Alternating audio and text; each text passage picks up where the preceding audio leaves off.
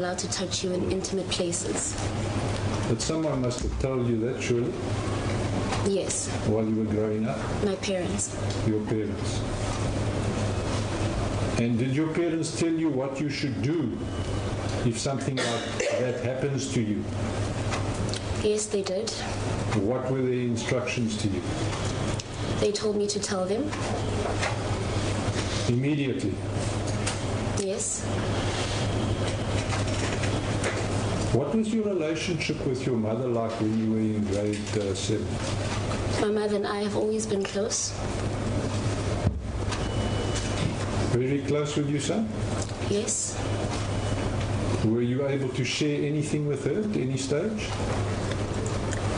I was able to share things with my mother. She made that clear to me. Did you share everything about your life with her? I shared most things, most children do. Like most children do.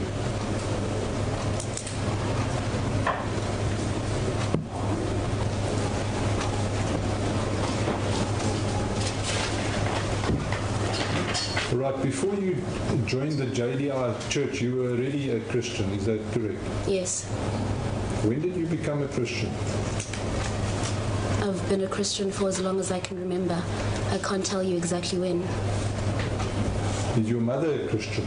Yes, she is. She brought you up as a Christian? Yes, she did. And as long as you can remember, you've always attended church? Yes. With her? Yes. From when you were little? Yes.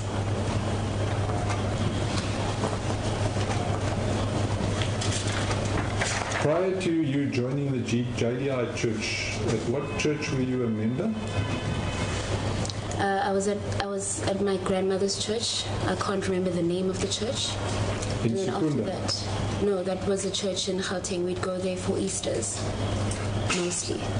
And then in Secunda, I was a member of another church. The pastor of the church was Pastor Willie. I can't remember the name of the church. Pastor? Willie. So I can't hear Willie. Willie. Willie? Yes, Willie. You can't remember the name of the church? No, I can't. Was it a charismatic church? Not as charismatic as JDI, no. So you testified that at some stage you and your friends went church hopping, I think you called it. Yes, my youth group and I, the youth group that I was a part of, went church hopping on Sundays. What is church hopping? It's visiting different churches until you find a church that's suitable for you. So weren't you happy with your existing church? Were you looking for something else? Obviously, yes. Obviously what? You were looking for Obviously something else? Obviously looking for another church, yes. Say again? Sorry? Obviously looking for another church. Another church. You and your friends? The youth group, the yes. Youth group. So that entailed visiting various churches? Yeah, we didn't visit a lot of churches because they had already started the church hopping before I had joined the youth group. So we had hopped a few when I joined. How old were you at that time when you started church hopping? 13. 13. And your friends, how old were they? How could I possibly know all of their ages? Well, were they more or less your age? Yes. Yes. And how many persons were in this youth group that used to go church hopping with you? Quite a number. Quite a number. Yeah. And then you came upon the JDI church in Secunda, is that correct? Yes. Did you attend services there, or what is the position? So we were told about a service that would be held in the Secunda branch. That's when we went as the youth group. And then we decided to attend services from then, henceforth. And you were suitably impressed with the church? Yes, I was. What impressed you about the church?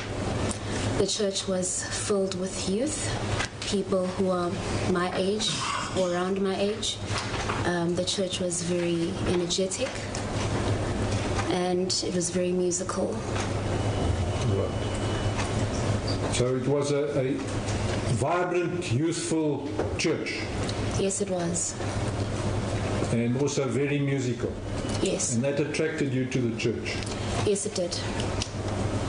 And who was the pastor at the time of the church? The main pastor was Timothy Omotoso, and the pastor of the branch I was in was appointed Pastor Mbulelo. Pastor? Mbulelo. AP Mbulelo, yes. And what about the ministry in the church? Did that also impress you? Ministry, what do you mean by The ministry? preaching, the messages, Yes, the praying. yes, Were there miracles in the church? yes, there were.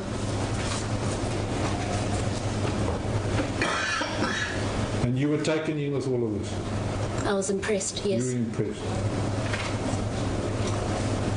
Accused number 1 was not involved at all at that stage Involved how? in your joining the church.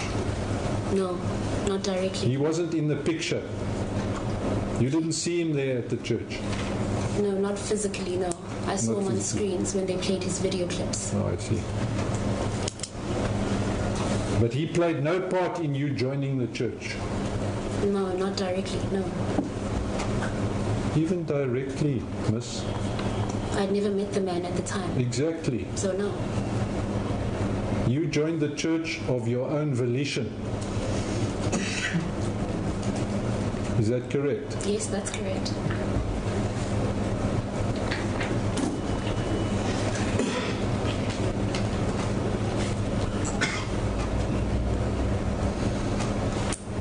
What was your aim in joining the JDI church? I was a 13-year-old who was hungry for Christ, so I joined the church that seemed it could give me Christ. Christ. You were hungry for Christ. Yes, I was. All right. And on the face of it, this appeared to be a perfectly legitimate church, Yes, it did. like all the other churches that you had attended. Yes. It was no different, It was more charismatic. more charismatic. Yes. But basically, the church followed the teachings of the Bible and the teachings of Christ as you saw it. Is that correct? Well, yes. Do you know how many members the church had in Secunda, more or less? There were a lot of members A lot of in members. Secunda. Was it a big church, Yeah, it was a big branch. a big branch? And you've testified that there were a lot of youth in Yes. the church. Yes. Right. And that also was one of the attractions Yes. to you.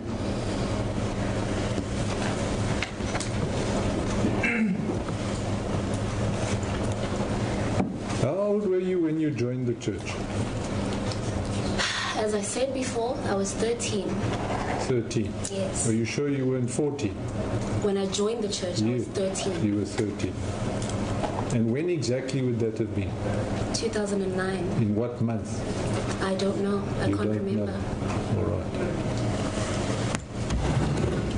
And were you happy in the church? In the beginning, yes, I was.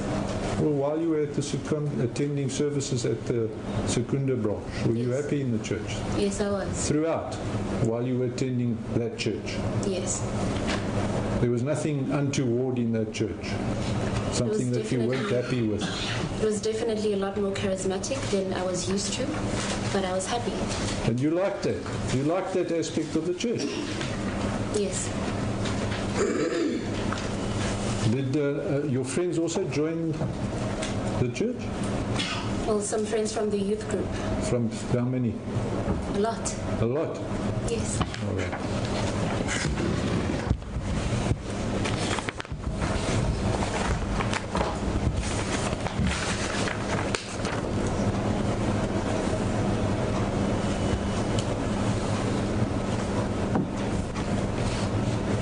You testified that the church felt like home to you. Yes, Is it that did. correct?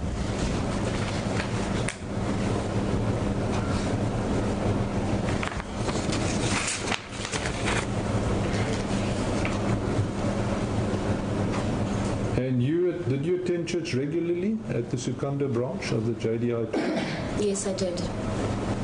Would that have been every Sunday, or how often did you attend church? I attended every Sunday, Monday, Wednesday, and Fridays.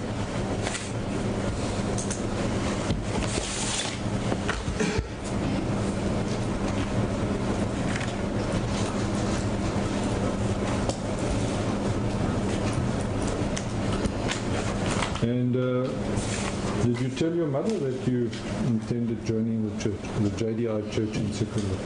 Yes, I did. And what was her attitude towards you joining that church?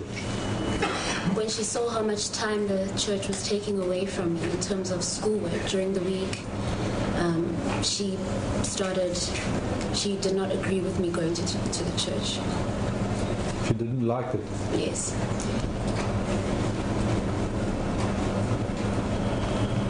Have you always liked singing? Yes, I have. Do you regard yourself as a singer? Obviously. Yes, I am a singer. You are a singer.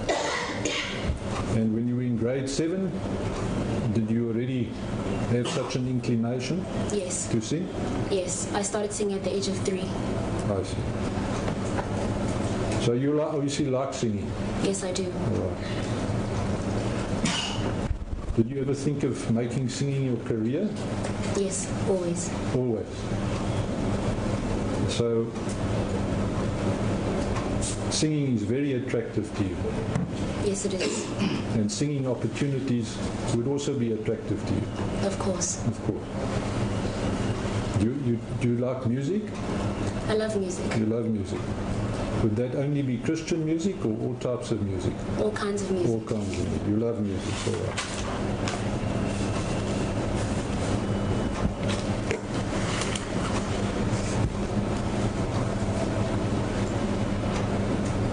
Then you testified there came a time where there was going to be a national meeting of the church in Durban. Yes.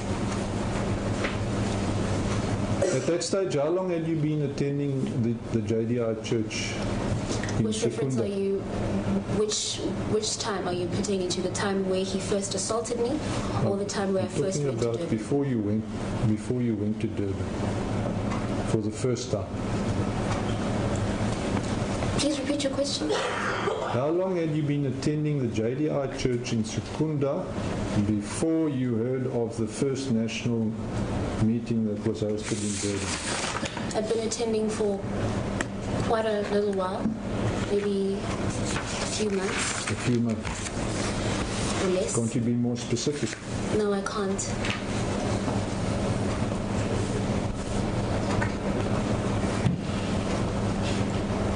All right. When did you hear that there was going to be a national meeting in Durban? 2010. 2010. And how old were you at that time? 2010, I was 13 going on 14. Yes, but you turned 14 at some stage in 2000 That would be 2010. So were you 14 when you heard about the meeting that was going to take place? I was 14.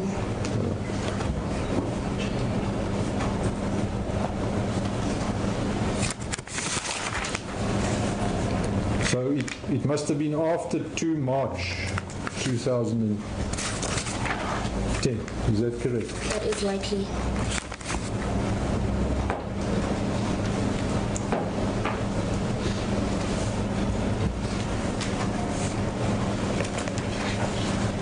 And what did you hear about this meeting that was going to take place? I had heard that there would be miracles happening there, that you'd obviously leave the crusade blessed, and having seen the clips of the miracles that have been happening in the church and having been a member for a little while, by then I was obviously, as I said before, thrilled to put my name down as one of the people who'd be going. So you were keen to attend this national meeting? Yes, I was. Right.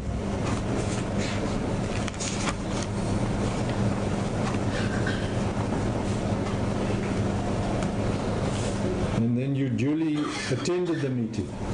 Yes, I did.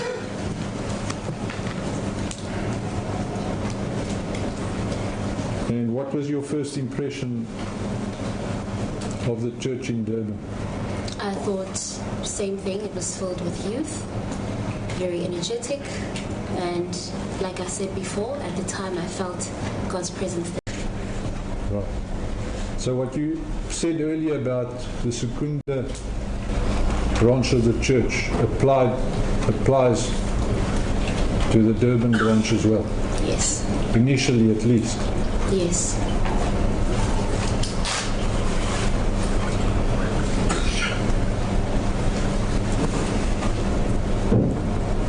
in fact, throughout your time of attending the church in Durban, the same thing applies? At first, yes. Yes. All right, we'll come back to that. And you mentioned that you saw a girl band singing there, Simply Crystalites, and you were very impressed at how seamless they sounded. Yes. And would you have liked to have been in a similar group? Yes. Yes. Was that your intention to join a singing group of that nature? At the time, I was still a solo singer, but I was still open to that option. You were open to that option.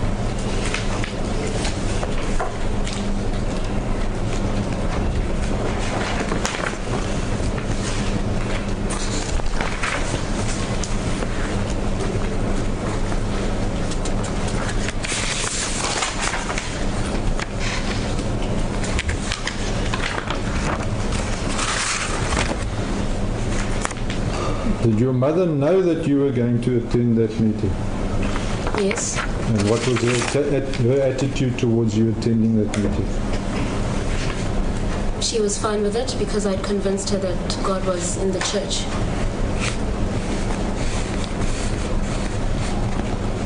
And was that the first time that you saw accused number one in the person. flesh Yes. when you attended that meeting? Yes. Where did you see him? In the church auditorium. In the church auditorium. And you were impressed by him, is that correct? I was impressed by his preaching, Yes. and I was impressed by the fact that he was playing for the Simply Crystalline musical band. What instrument was he playing? He was playing the piano. So he played with that group of singers, or for them, He played for them. and he also preached in the church. Yes, he did. And you were impressed by him. Yes. Everything seemed above board. Yes, he At seemed that time. legit. He seemed It legit. seemed legitimate.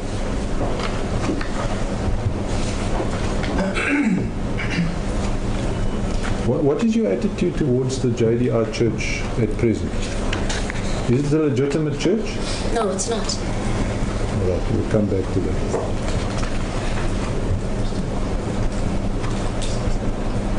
And you testified that you then put your name down to sing as well in the church. Yes, I did. And you in fact sang. Yes, I did. In what capacity? Did you sing as a solo singer or in a group? Or I what do sang you by mean? myself. All right.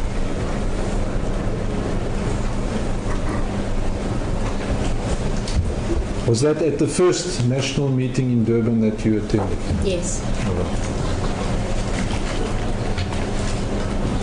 And then you went back to Secunda. Yes. Did you spend a weekend there in Durban, or how long did you spend there? The crusade was for the weekend. So from after the Friday Sunday until service- the Sunday? Yes. After the Sunday service, we went back to Secunda.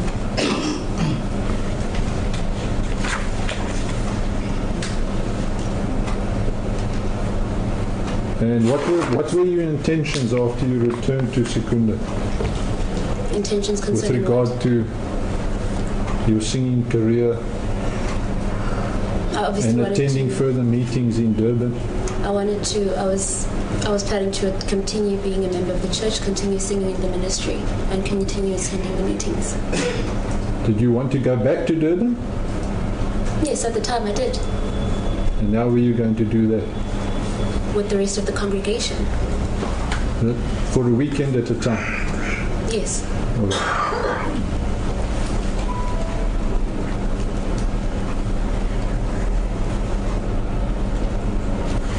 And then you testified that you got hold of accused number one's cell number. Is that correct? Yes. He didn't give you his cell number himself. Is that correct? Yes.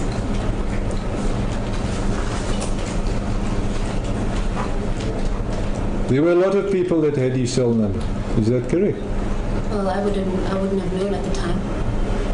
Did you find out later? Yes. So it is not as though his cell number was a secret.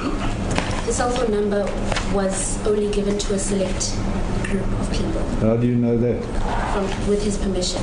When you're in that church, you would not do something that he said not do. But how do you know that his number was only given to a select few? Because he said so. When was that? He always said it. He always said it? Yes, he did. All right.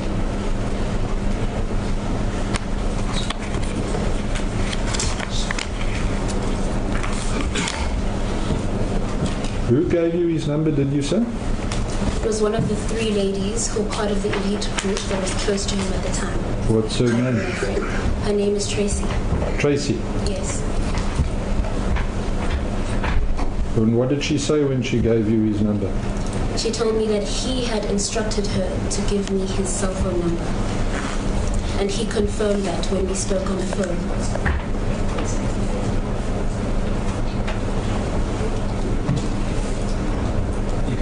Thank you.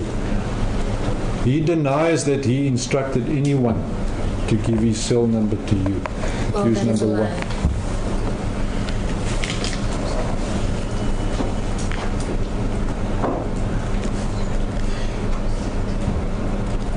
And what were you supposed to do with his cell number? Tracy briefly coached me on how to use the number, as I said before. She told me that I would have to call him every single day and SMS him from 3 to 5 to 6 times a day. You had no relationship with accused number 1 at that stage. You hardly knew the man. Is that correct? Well, I had known him well enough to think that he was a father figure in the church and that he was a powerful man of God and a mentor. Is he regarded as a father figure in the church? In his church, he probably still is. He still is. Why did you think that his number had been given to you and you should contact him? What was the purpose of that? This man was known to mentor people and build lives, is how he would describe it. So obviously, if someone is going to build your life, you need to be in communication with that person.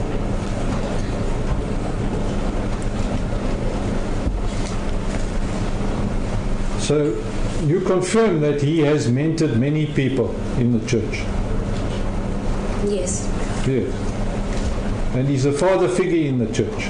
In his church. In his probably church. He still is. And at that time he was as well, miss.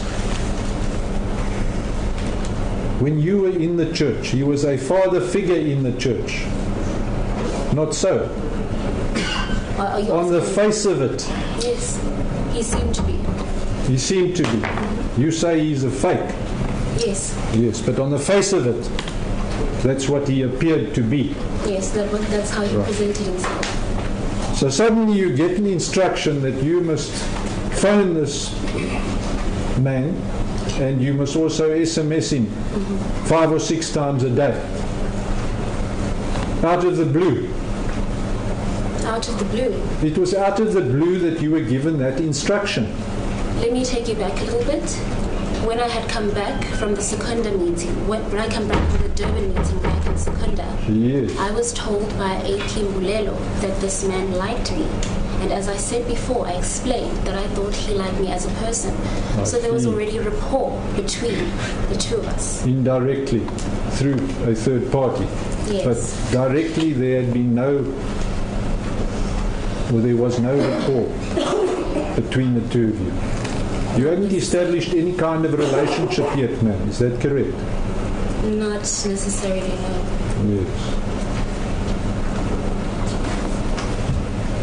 So why did you think you now had to call him and SMS him every day? Like I said before, this person was known to be a mentor. So I thought that he wanted to mentor me. All right. What do you understand by the term mentor? What does that actually mean? Well, according to my understanding, a mentor is someone who leads you in the right direction towards your goals. He guides you and advises you inter alia in your life. Is that correct? Yes. All right. Now we understand each other. I agree with you. That's what a mentor is. Now you believe that he wanted to mentor you. Yes. And that was why you should call him and SMS him. Yes. Do you know whether he had such an arrangement with other people in the church that they should also call him and SMS him? Yes. You confirm that that is the case? Yes, because one of the three ladies and the other two were doing the same thing. All right. Calling and SMSing him. Okay. But apart from them, apart from the complainants, he liked to be in contact with members of his flock, as it were, his congregation. You confirm that?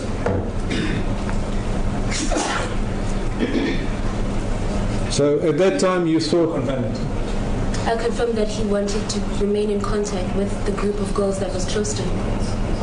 I can't speak for the whole congregation. It's a big congregation. Yeah. Do you know of other instances where he was in communication with other members of the congregation? Besides the group of girls? Yes. Not that I can recall, no. Is there anything wrong with the pastor wanting to be in communication with his congregants? No, on the face of it, no. Yes. And in order to mentor someone, you must obviously be in contact with them on a regular basis. Sure, but that doesn't mean you must keep tabs on the person's every move. Yeah.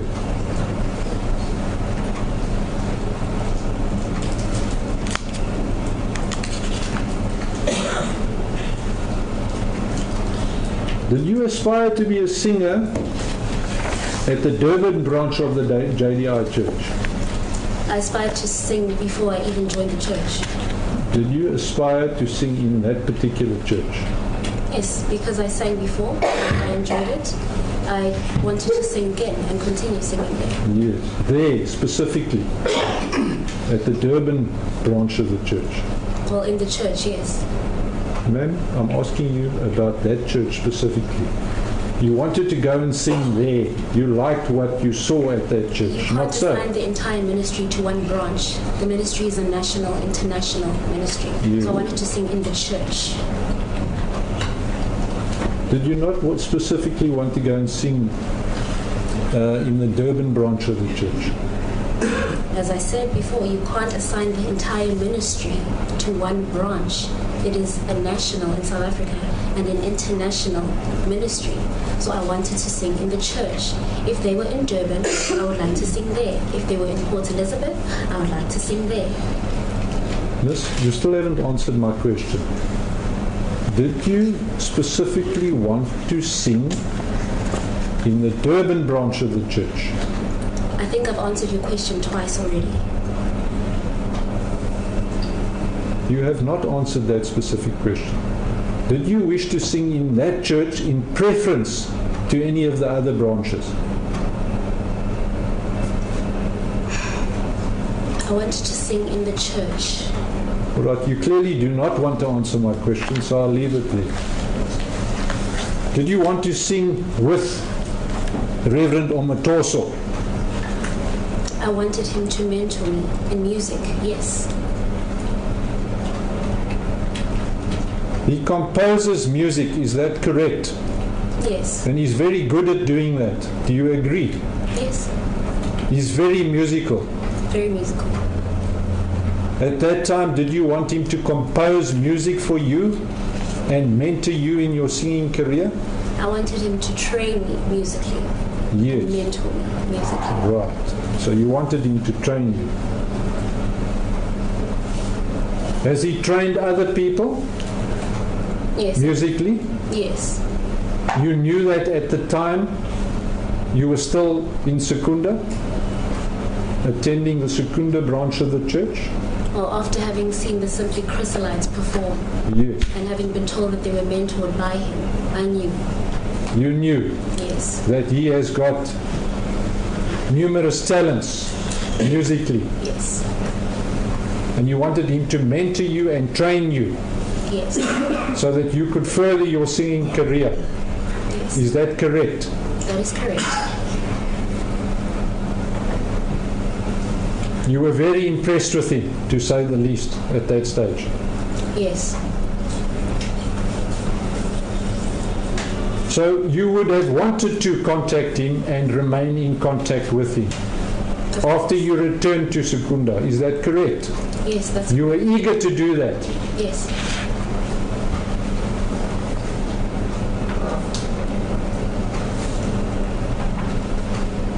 What were your plans? How were you going to make sure that he mentors you in your singing career? Well, as I said, I became a member of the ministry and I kept attending the meetings and the crusades. And given the opportunity to sing, I would do so. I see.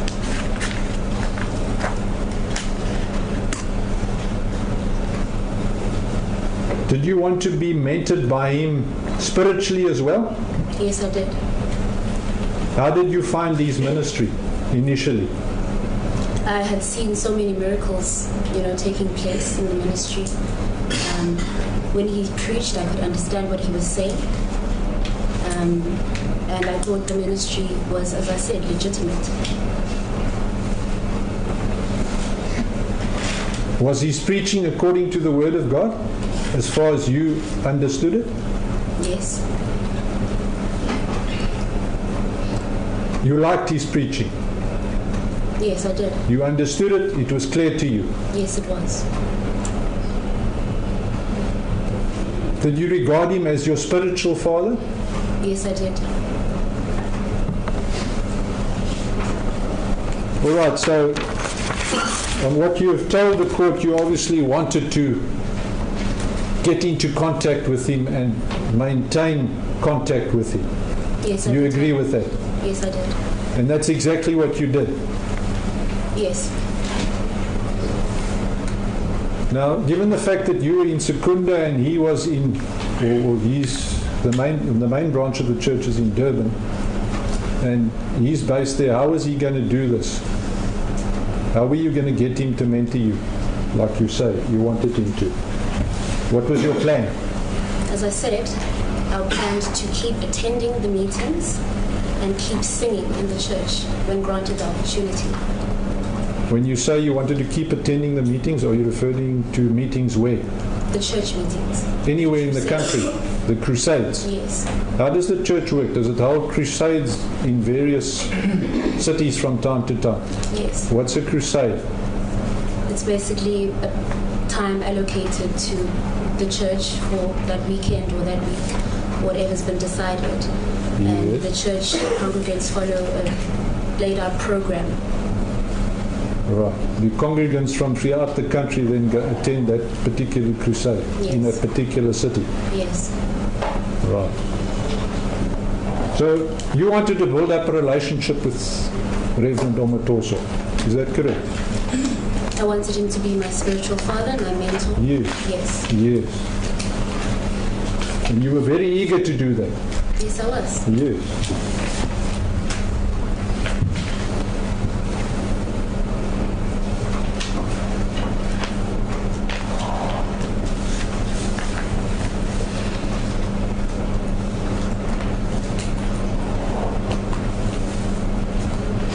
On the face of it, did Reverend Omotoso watch over the members of the church as their pastor? Watch over them. Watch over them, take care of them, express concern for them, and so on. He expressed concern for them, but directly taking care of them as people, I don't know. You don't know. All right.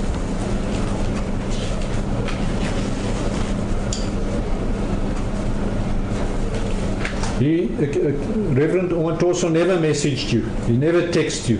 Is that correct? Yes. He only phoned you. Yes. Right. Now, after you received this instruction that you have referred to, how often did you contact him?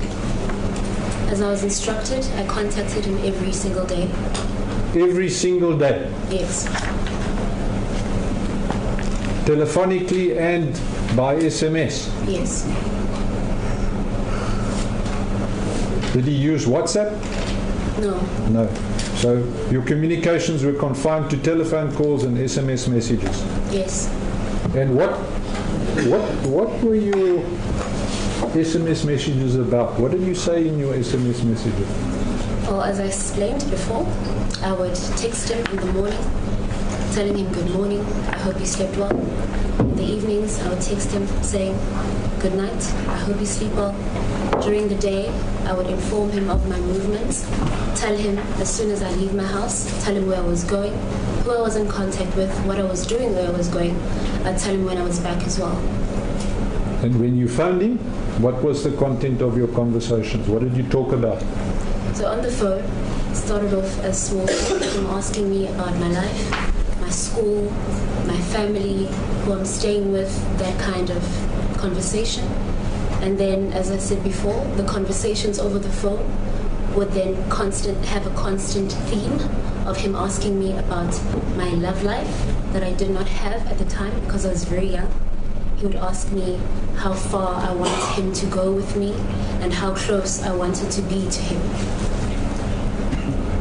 Did you not talk about your role in the church and the fact that you wanted to further your singing career? Whenever I brought that up to him, he would make the subject seem very banal. He would just brush it off and continue probing me with this love life theme. So you did bring the subject up. You did talk about your singing career. Yes, of course I did. Well, what did you say to him about your singing career? I said, I want to sing as great as the Chrysolites do. Please help me get there. Please help me get there.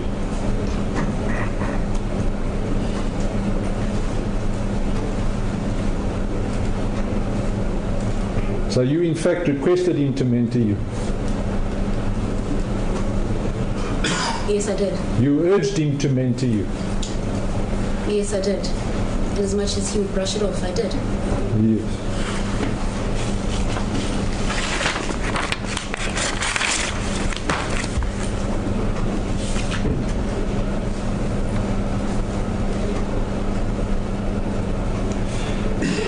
You didn't have a boyfriend at the time? No, I did not. Have you ever had a boyfriend by the name of Lwando? Lwando? Lwando. L-W-A-N-D-O. I know the guy, he's in the church. He tried to be my boyfriend, but he never was.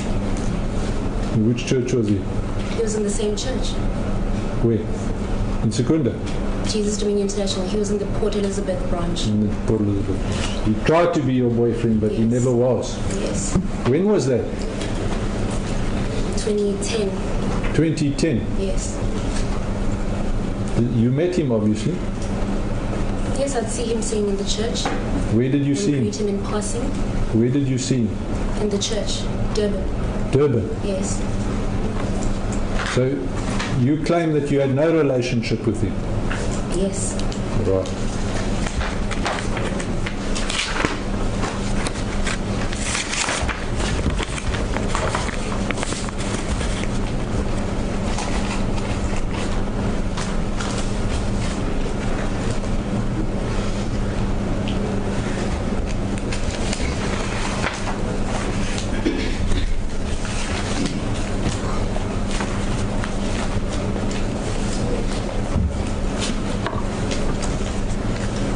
Lordship of the Spirit in the moment. No, it's fine. That's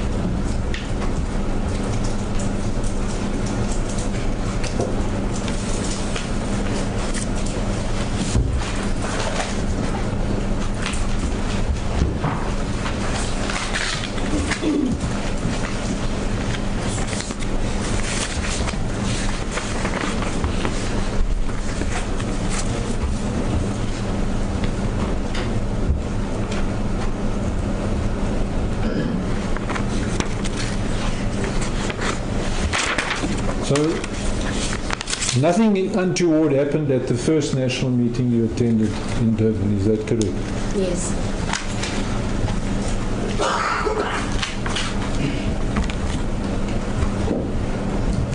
Right, let's move on to the second meeting that you attended. When would that have been?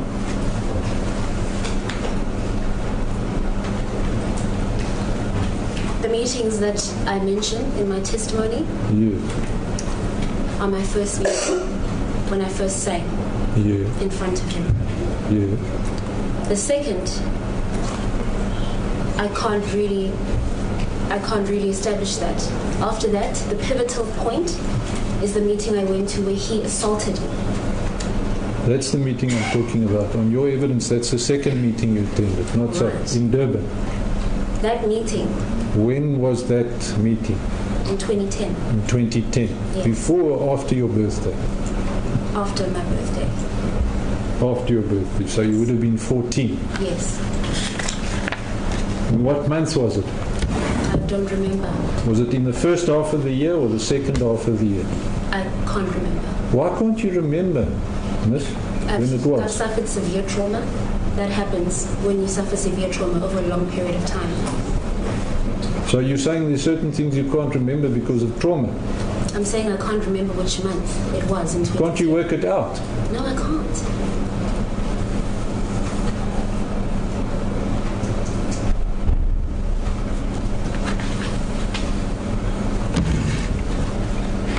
How did it come about that you attended that meeting? So it was announced in the Secunda branch that there would be a Durban crusade. And all the time you're still remaining in contact with Reverend Omotoso. Yes. Yes, and what happened then? Then I wanted to go, but I didn't have money to go. Yes. So a couple in the Secunda branch that really loved my singing sponsored me with a bus ticket to go there. Were you very keen to attend? Yes, I was. What was your plan? I wanted to go and sing in the church, Yes. and I had not thought as far as accommodation and any arrangements when I got there. I had not thought that far. So you decided to go even though you hadn't arranged any accommodation yet? I had not thought that far. You hadn't thought that far. You just wanted to get to Durban. I wanted to get to Durban. You wanted to make an impression there. I wanted to go and sing. Yes. Did you want to make an impression there? Did you or not? I wanted to go and sing in the church. Yes. Feel God's presence. I see. Did you wish to make contact with Reverend Omotoso? Everyone who is in his church wishes to make contact with him. And that includes you. Yes. Right. Did you still want him to mentor you Yes, I in did. your singing career and spiritually? Yes. So you were keen to make contact with him in Durban Yes. for that purpose? Yes. Yes.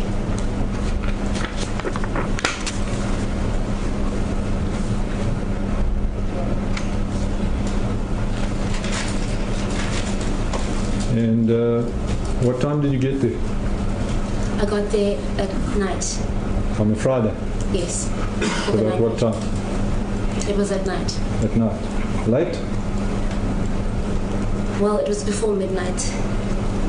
I can't say exactly what time it was. And what happened upon your arrival?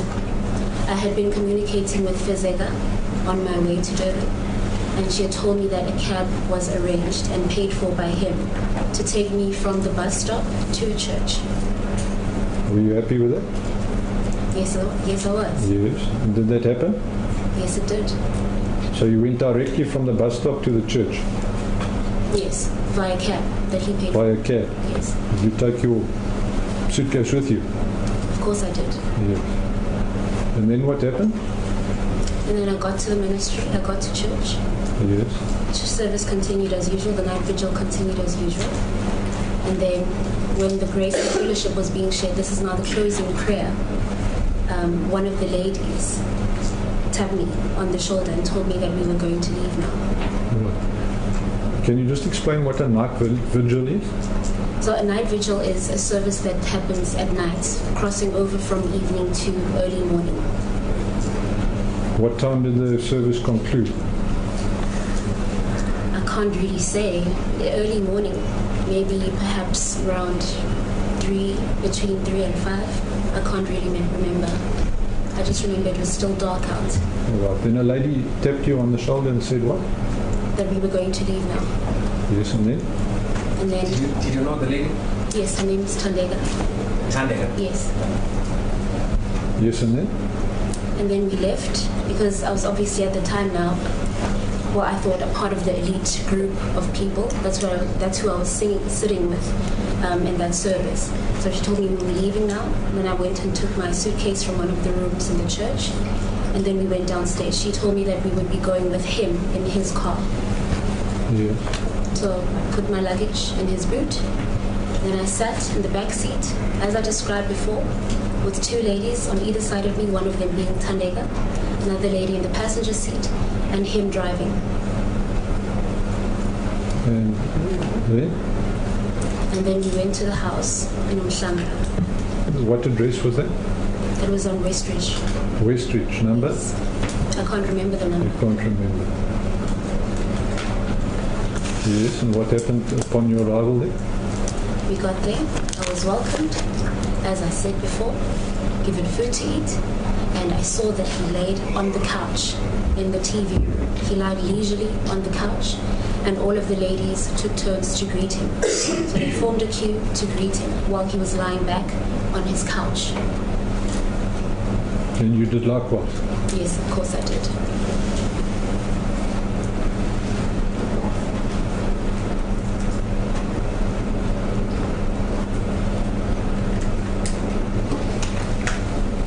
Is it not tradition for all members of the church to greet the pastor? It is tradition to greet the pastor, Yeah. but it becomes suspicious when the greeting is inappropriate. He was lying on his couch, and in order to greet him and give him a hug, he would kind of be on top of him. So that was inappropriate.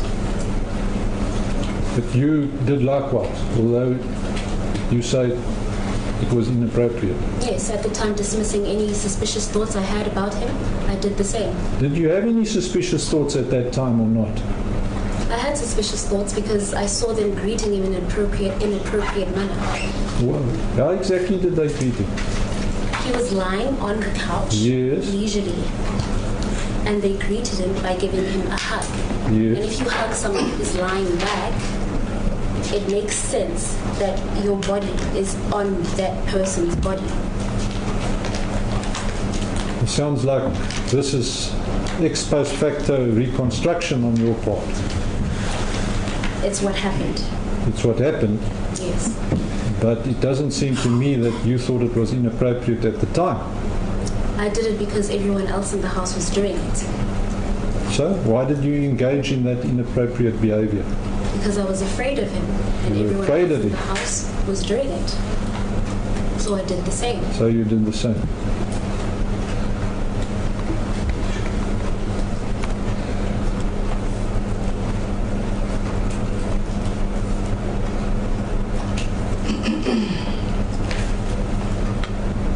After this greeting, what happened? We sat down, and I was told about the rules of the house. Where was Reverend Omotoso at that stage? Had he left? He was still on the couch. He was on the couch listening to this. Oh no, he was not listening to this exact conversation, no. He wasn't. No. This was a private conversation between you and who? Myself and Fizzy and Tandega. And they gave you the rules of the house. Yes. What were those rules? That everyone in the house was to keep themselves clean, well groomed. You were not allowed to sleep too much. So 5 hours was too much sleeping. And basically, they highlighted me as to the fact that he did not like any foul or funny smells. So we needed to keep fresh. All right. Yes, and then? And then I followed the rules. You followed the rules. Yes. But after the lecture, what happened? I I cleaned myself up and I went to sleep. Yes. And then I woke up on Saturday morning after the sun had risen, wearing my blue denim jeans and my blue polo neck. And he was having a rehearsal with the chrysalites in the TV room where his pianos were. And I joined in. It was a jolly mood.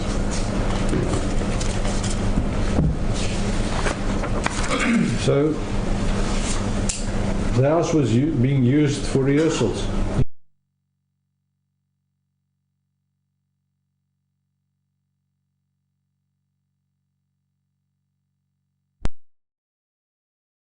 That's what it was called. What's a mission house? A mission house is a house that is kept holy. A house where a group of believers, male and female, join together in prayer and fasting and seeking the face of God, if you will. That is a mission house. Right. It's basically a house that gets used by the members of the church. Yes. For various purposes. For purposes aligned with seeking the face of God. Yes. Yes. And rehearsals. And rehearsals. Music rehearsals, which you say did happen on this occasion. Yes.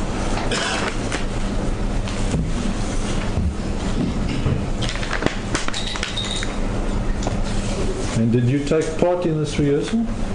No, I was not a member of Chrysalis. You're not a member. What were you doing during the rehearsal? I was enjoying the music just like everyone else. Did you sing along? I sang along, sure. Were you impressed? Of course I was. This is what you wanted to do?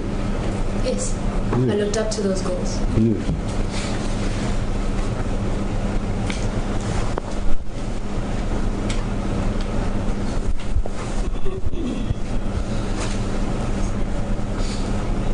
Was there a piano in the TV room? There were two. There were two. Did he play? Did Reverend Omotoso play the Yes. piano? Everyone was in a jolly mood, as you said. Yes. You included. Yes. Were you were made to feel welcome? Is that correct? Yes. Up until that stage, nothing untoward had happened. Well, I had been told that every new girl in the house was to have a one-on-one session with me. Up until that time, nothing untoward had happened. No. Everything was above board as far as you could see. Oh, I did say that the suspicious hugging and greeting happened. Right, apart from that, Apart from that, no. everything was above board. Apart from that, yes. Apart from that, what happened there is what you expected would happen. No. Apart from that, up until that point, miss. Right, let's move on. All the ladies made you feel welcome. Yes, they did. Right. What happened after the rehearsal? After the rehearsal, he went back up to his room, which I still thought was an office at the time. And then he ordered Tandega, one of the ladies, to summon me to come up to his room. How do you know what he ordered? Because he told her to call me up. How do you know that? Because when I got up, he had confirmed that he had sent for me. When you got to his room, he confirmed it. Yes. That he had sent for you. Yes. So you went up to his room and then? I knocked on the door. Yeah. There was no answer. Yeah. So I looked over from the top of the stairs at Tandega, telling her I'm knocking. There's no answer. And then she told me, I just walk in, I don't knock. So I did so. I just walked in. And then I closed the door. Then before I walked too far in, I heard his voice telling me lock the door. So I turned around and locked the door. And then I walked in. I already described the room before. When I walked in, he was sitting on his bed under the covers, wearing a shirt. And then I went and knelt down beside the bed. All right. Now, when he told you to lock the door, Yes. what did you think about that? I thought that's a bit scary, but I'll do it anyway. Because at the time, I thought this is the man of God. And believing that he's a man of God, I'd follow all his instructions. Just like everyone So you else say in the church. it felt a bit scary that he told you to lock the door. Yes, his voice is very domineering when he's giving an instruction. Yeah. Did you wonder why he was telling you to lock the door? I just thought to myself, Cheryl, just lock the door. So I locked the door. Miss, did you wonder why he was telling you to lock the door? Not really. Not really. No. Did you think it was strange? Yes, I did. Why was it scary? To use your words. In my eyes, this person is a man of God. You know, he was anointed, and being alone with him in a room was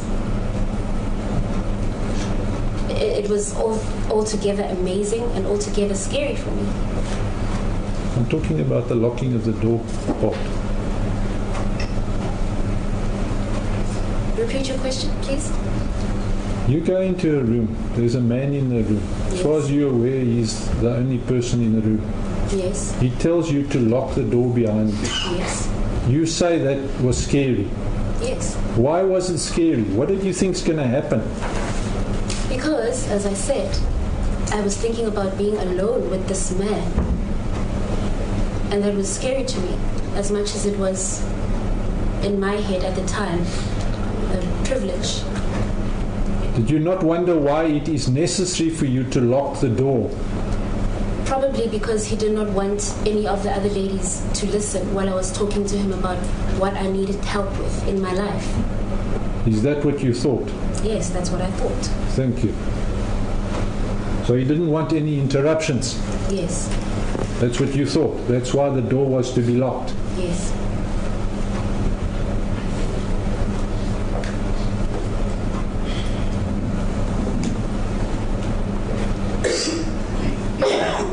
Reverend Omotoso tells me that usually he never locks his door. Well, that day he told me to lock his door. Yes. And every other time that I went up to his room subsequently, I was instructed to lock the door until such a time where he did not need to tell me anymore. I knew exactly what to do. And in fact, that he gave instructions that persons wanting to see him don't have to knock on his door, they can just come in. Is that correct? If he summoned you, if he had summoned you or called for you, Yes. then you don't need to knock. Right. So you found him where, do you say?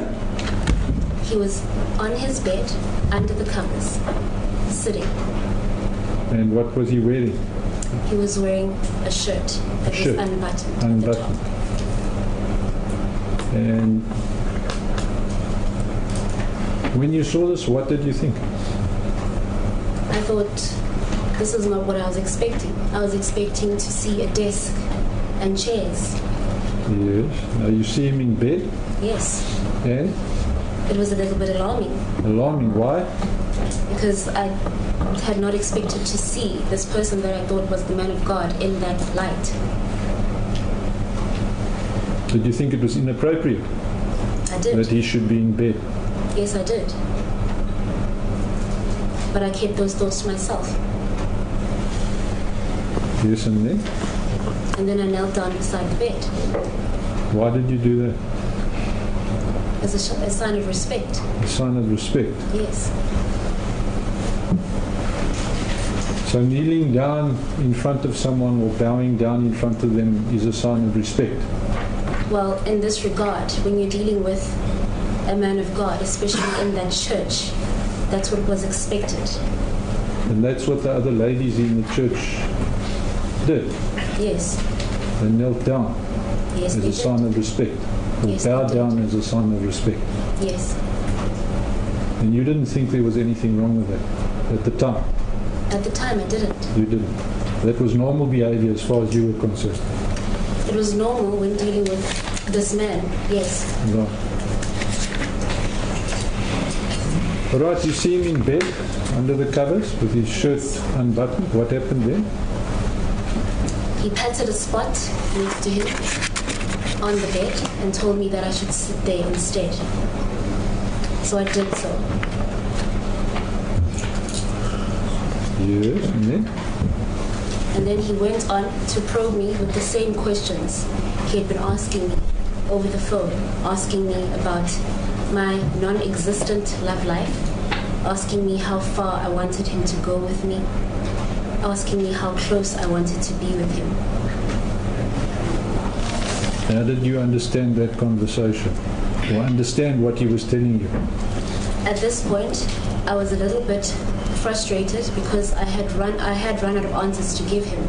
I had told him that I do not have a love life, that I want to be your daughter in Christ. Those are the words I used. I told him that I wanted him to train me like he had trained Simply Chrysolites. In other words, you wanted him to mentor you. Yes. You told him that. I made it clear. You made it clear. Just continue. What happened then? And then he made my answer, telling him that I wanted him to train me, seem like it's irrelevant. And then went on to further probe me with the same questions. Seemed like it? Seemed like it didn't matter, like it did not matter. And then he went on to ask me the same questions. He saw that I was confused because I was. And then he told me, it's fine, I don't want to confuse you. You can go now. So I stood up on the side of the bed. And then after I stood up, he quickly stood up and out of his covers. And then I saw that he was wearing boxers with the shirt. Stood in front of me, gave me a hug, and as I previously described, his hands were moving on my back, and then he pulled on my bra strap. Right. And what did you think about that? About the way he hugged you, the way his hands were moving on the back, and the fact that he pulled your bra strap? This hug was uncomfortably long and tight. Inappropriate contact for a pastor to have with someone he's supposed to be mentoring. So I was obviously shocked. And what about the moving of the hands down your back and the pulling of your bra strap? I did not enjoy that. I didn't like it. But apart from that, was it appropriate or inappropriate? It was inappropriate. Was the hug, the pulling of the bra strap, and the feeling of your back not highly inappropriate, miss? It was very inappropriate. Very inappropriate. So, yes. You did not invite that attention or give him permission to do that. Not in the slightest. It must have been shocking for you. Very. Very shocking. Especially in view of his position in the church.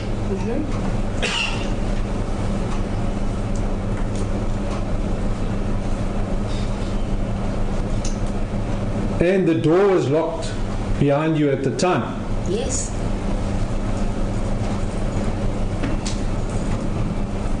What happened then? Then he pushed me onto the bed. Yes. And then he came on top of me and started fondling me. So he's busy touching me and moving on the top of my body and laughing while he was doing so. Were you lying on your back on the bed? Yes. Where were your legs? They were on the bed as well. On the bed? Yes. So the whole extent of your body was on the bed? Yes. And you were lying on your back?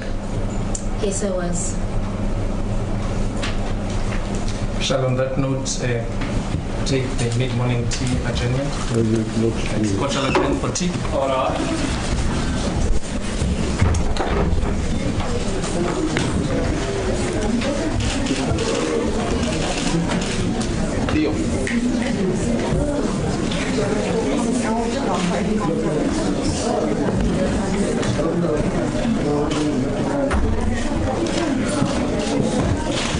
Listen, people, as I said before, as long as the judge is in the court, so I want all to be quiet. If you're not quiet, I'm going to send you out, and you won't come back.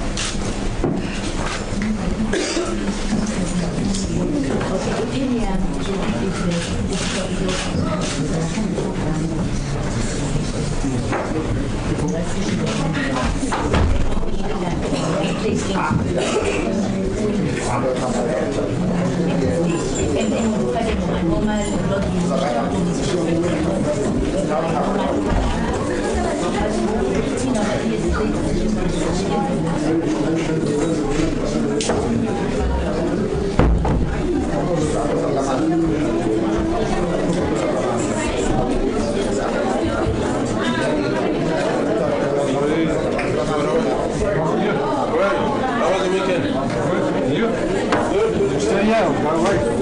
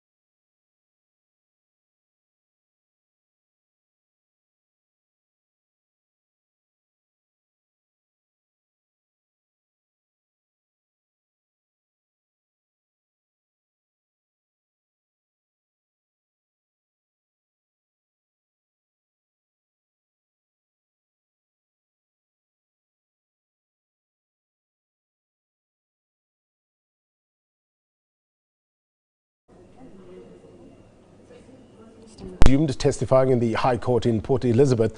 During cross-examination, Cheryl Zondi told the court that she wanted everyone to know her side of the story.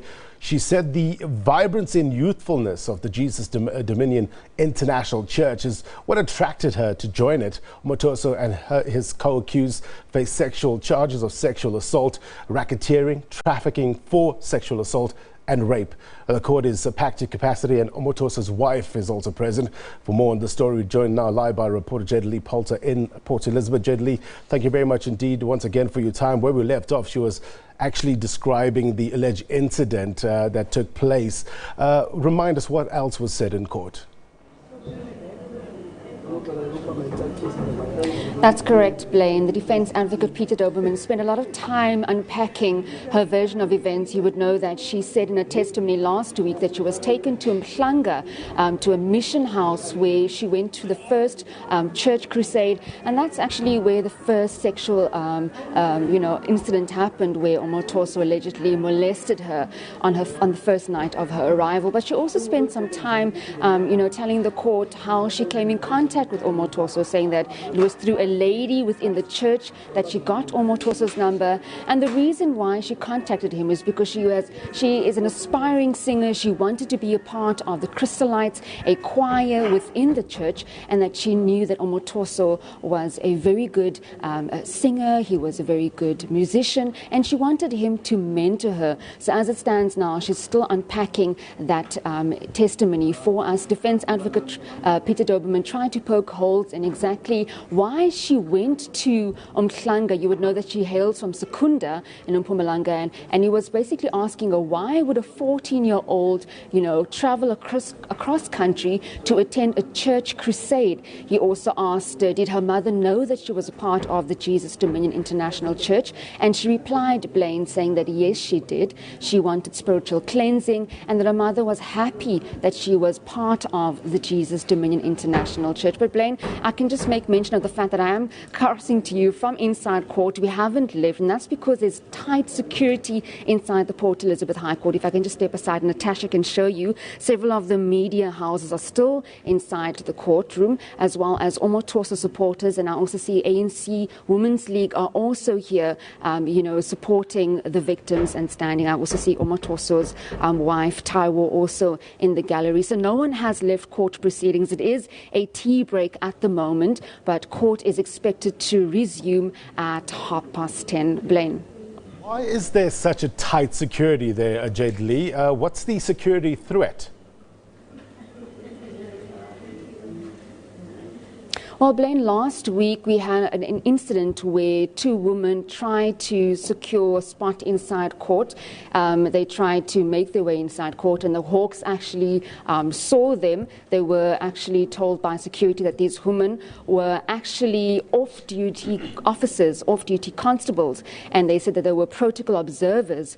This was not the case. It has also been said that several of the Jesus Dominion International congregants also want to storm the court proceedings. So there has been quite a tight security at the Port Elizabeth High Court. As it stands now, there's a large group of congregants protesting outside, calling for Omotoso's release outside the Port Elizabeth High Court. But the media have not been allowed to move from the court. They can leave the court, but they're not allowed to leave the court, so to speak, as well as some of the congregants. Blaine, I'm being told that Timothy Omotoso has just walked inside court now, and court is expected to resume. It's back to you in studio. Jadalee, just before I let you go, just one more quick question. Considering all the security issues, how is Cheryl Zondi holding up under cross-examination? Well, it's interesting that you make mention of that. Peter Doberman, the defense's advocate, actually asked her why did she want to testify in open court, and she said that she wanted her story to be told. She did not want to be hidden away. She did not want to hide. She wanted to tell everyone what exactly happened to her, and also, I suppose, to stand in solidarity with the other witnesses that are expected to take to the stand, Blaine. So that is the reason why she has come out, shown her face to the media, here and testified in open court. She seems to be very confident. She never broke down, not once, during court proceedings this morning. So she is very confident. Blaine. I'm not sure if you managed to gauge some of the reaction from the gallery, Jade Lee. What sort of reaction, what sort of sentiment is being shared there? Well, the reaction from the gallery is pretty much the reaction that we got last week. The supporters are still chuckling inside court, still laughing. During the testimony of Zondi, they still believe that she is lying. And then you have the ANC Women's League and several other, members of the public standing in solidarity with her. Just tell us about the two other people that are sitting in the dock with Timothy Omotoso. The two other people are Timothy's co-accused, Lusando Sulani and Zukiso Sito. You would know that they were arrested last year. They are said to have helped Omotoso traffic girls from various branches within the Jesus Dominion International Church and take them to that house, the mission house in Umhlanga, where the girls were kept. Now, 30 women were apparently kept at this mission house and controlled by these two women, by these two co-accused. So they're standing accused of human trafficking, and that is 63 charges, 63 main charges against them. You would know that it's 34 main charges and 33 alternative charges. So those two women are Zukisa Swito and Lusanda Solani. Thank you very much indeed for your reporting. I'll let you get to your seat, and as soon as proceedings start, we'll cross there live. Thank you very much indeed for your time. Gently Porter live for us in Port Elizabeth.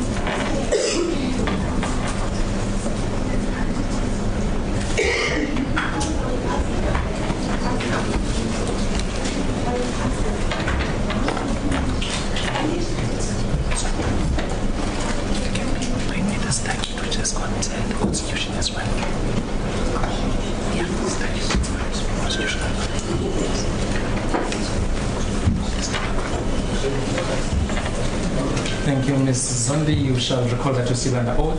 Yes. Thank you. Thank you, Mr. Doberman. Thank you, my lord. Thank you. This, you were last telling His Lordship about how you were pushed onto the bed by Reverend Omotoso. Can you just indicate how high this bed was from the floor? Can you recall? Yes, I Can you just indicate that? Reverend Doberman, you Perhaps. shouldn't be. Oh, Yes, no, you're fine. You can step out of the dock if you want to. Yes. How high was it? probably this high. I can't see. Can you just step forward? Yes. About this high. I'm not sure what you said. So about But a meter. 80 centimeters, between 80 centimeters and a meter more. Yes, between 8 and a meter. The height of a normal bed. Yes. In other words, the height of a normal bed. Do you agree? Yes. It wasn't a low bed. No. Normal height bed. Yes, his bed was. His bed.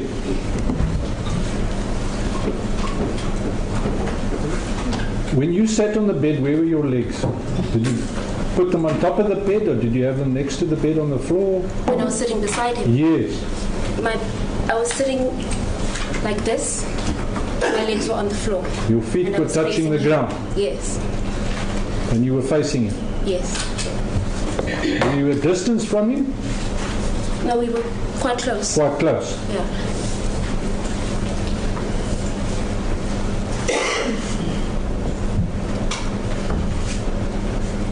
You were standing next to the bed when he hugged you, I take it.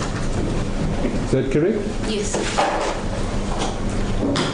Which direction were you facing? Towards the bed, away from the bed? The bed was behind me. The bed was behind you. Yes. How come? Sorry? How come? Why was your back facing the bed? Because I was getting up to leave the room. Yes. Yes, and then so he quickly stood up and in front of me, stopping me in my tracks. I see. So you were about to leave the room. Yes. Were you close to the bed at that stage? Yes, I still was. How close? Can you indicate? The bed was right behind me. Right behind you. Yeah. Were your legs almost touching the bed? Almost. Almost. Yeah.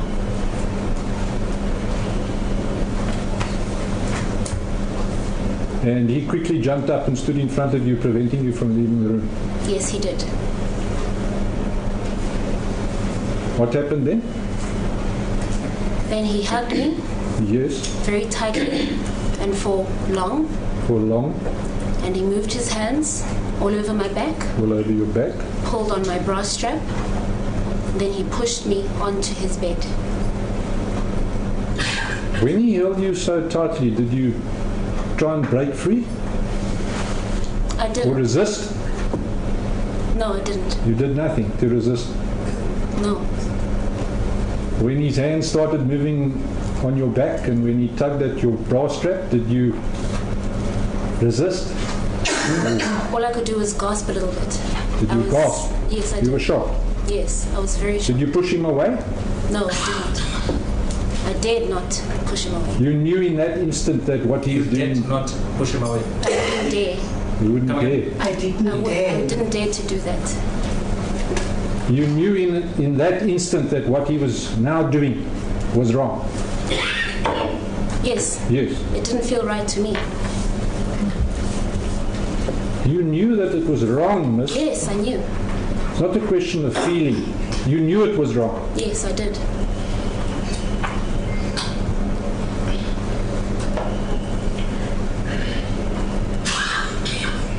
Did you wonder why he was pulling your bra strap? I was shocked.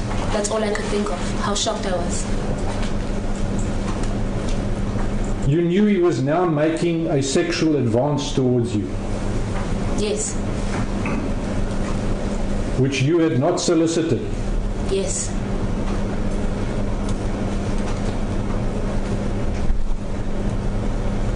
But even at that point, I didn't want to believe that he would actually do that.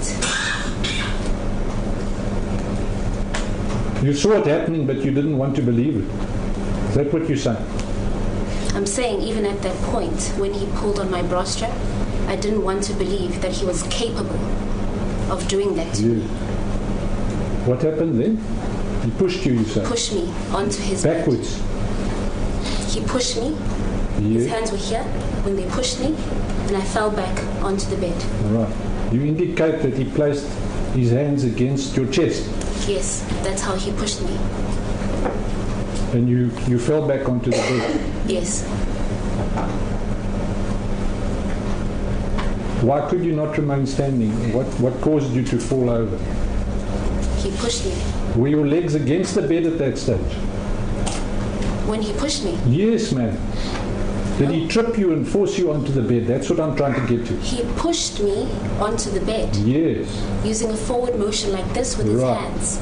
And he's a big man. And at the time, I was very, very little. Right. Why could you not move back? That's what I'm getting at. When he pushed you on your chest, why could you not move back? Was the bed in the way? Yes. Is that correct? I'm trying to understand exactly what happened. Yes, that's what happened. So the bed caught the back of your legs, if I understand you correctly. You couldn't move backwards. Yes. And he forced you onto the bed. Yes, he did. And you fell back onto the bed. Yes. Did he touch your breasts in the process of pushing you back, or did he just push you on the chest? He did touch my breast a little bit. Did he push you with both hands? Yes. You indicate that he pushed you on your upper chest, is that correct? Right here. Right here. Just on your breastbone, as it were. Yes. Okay, he pushed you back, and then what happened? You fell onto the bed? Yes. And you lay there? Yes. Paralyzed with shock. And then he mounted me. Did you resist when he pushed you in any way? I kept quiet. I You couldn't kept say quiet? anything. Physically, did you resist? I just laid there. That's all I could do. I'm talking about when he pushed you. Did you resist or not? I'm telling you no. No. And you lay there paralyzed, you say? Yes, with shock. And then he mounted you. Yes, he did. How exactly did he do that? He climbed on top of me, onto the bed. His legs, my legs were closed.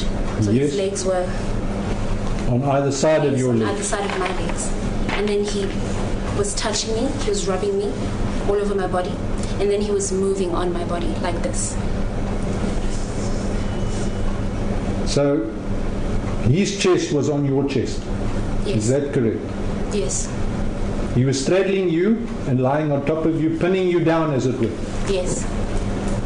And he was feeling the front part of your body with his hands. Is that correct? Yes. Was he fondling your breasts? Yes, he was. Where else did he touch you? During that incident, Yes. that's the only place. That's the only place. Yes. What else did he do while he was lying on top of you? He was just moving on top of my body. And I could feel his erect penis between my thighs. Through my denim jeans. Between your thighs? Yes, because he was on top of me. Beg your pardon? Because he was on top of me. Because he was on top of you. Yes.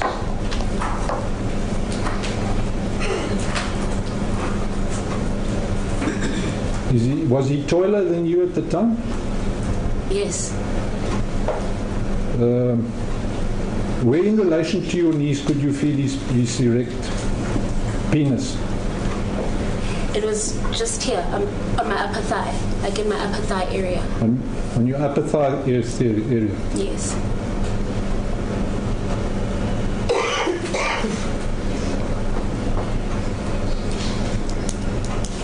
Well, I'm going to have to ask you to indicate where exactly. Can you just step out and more or less indicate where you felt his penis touching your thigh? Here. My upper thigh area. Your upper thigh indicates midway between her knees and hips on her upper thighs. So could you feel his penis moving there? Yes. Is that correct? Did you resist at any stage? No. You were still paralyzed, as it were. Yes. And you knew that he was assaulting you sexually at the time? I knew that what he was doing was wrong, yes. Yes. And he was assaulting you sexually? Yes. This was a sexual attack? Yes, it was. It was.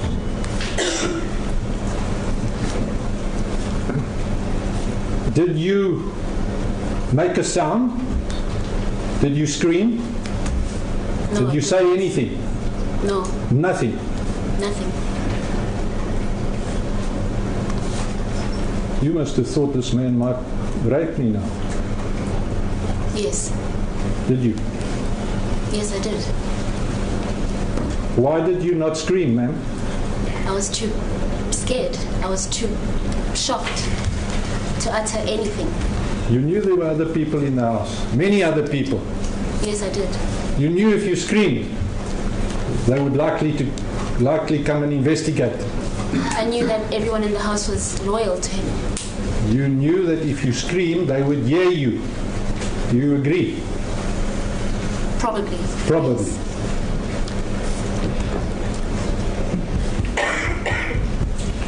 Did you have friends in the house? I knew the girls in the house. I can't say that at that time I was really close to any of them. Is that all he did to you while he was lying on top of you on the bed? Yes. What happened then? When he was done having his fun, he stood up and then dismissed me. He asked me what was wrong. He asked me, like, what's wrong? That's how he asked me. And then I said nothing. I just have to get used to the way things work in this house.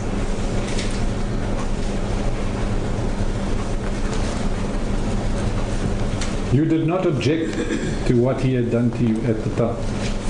I wouldn't have dared to object. In what state were you, or let me ask you this, did you then leave the room? Yes, In what state were you when you left the room? I was shocked and I was upset. I was very confused, trying to understand what just happened. Because he did say I should come and see him later. So I had a lot of questions in my mind.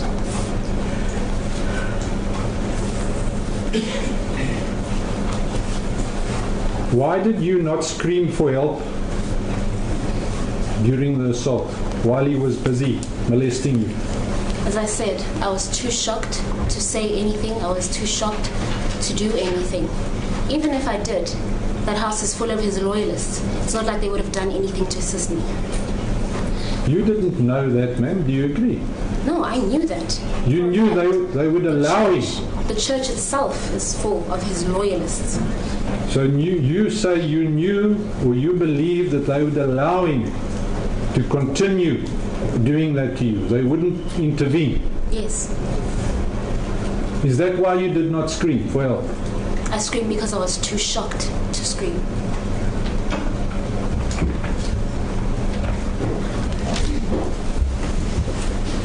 You thought this man is going to rape me now. Yes.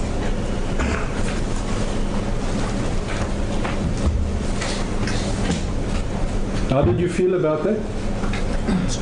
Yes. I felt awful. You felt awful. Yes, I You wasn't didn't, ecstatic. but you didn't resist. I couldn't Why not, miss? because I was too shocked and afraid of him. You also did not scream for help. No. You also did not object verbally when he did this to you. No. You allowed him to continue. Yes. You said nothing. I couldn't say anything. Why is that? I was too scared and I was too shocked. What were you scared of, ma'am? I was scared of opposing him because anyone who opposed him in that church would die.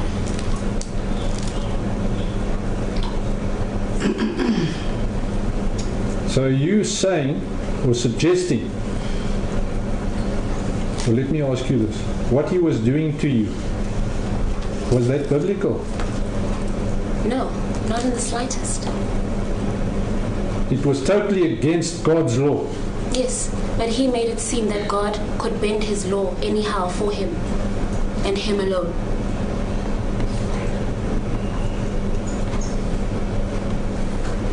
It was against the teachings in the Bible. Do you agree? What he was doing to you? Yes. Under no circumstances would God condone his actions. Well, according to him, God allowed him to do whatever he wanted. Ma'am, according to you. According to me, no. So God would not have been on his side. At the time, I believed that God would be on his side. Do you seriously want the court to believe that, ma'am? That you thought God would be on his side Yes, in committing those horrible acts? yes, I do. Why would God be on his side, ma'am? When it's totally against God's teachings. If you're in that church, you know very well that this person's law is the law. You know that if he gives you an instruction, you follow it meticulously, as perfectly as possible. You know that if he wants something, you'd better make a plan to provide it. Even though it's against God's law, ma'am. Is that what you are suggesting? Yes, It sounds to me, though, that you regarded him as God. just like everyone in the church. That's how he presented I himself. see. Right, now you then leave the room. I take it you unlocked the door and you left the room. Yes, Where did you go? downstairs. What happened after you I went was just downstairs? interacting with the other ladies. in the Everything house. went on as normal. You behaved normally. You showed no outward signs of shock. Is that correct? Yes, You never let on that something had happened to you. I didn't tell anyone about it. You didn't tell anybody. No, Where was your phone? I had my phone. You had your phone. Yes,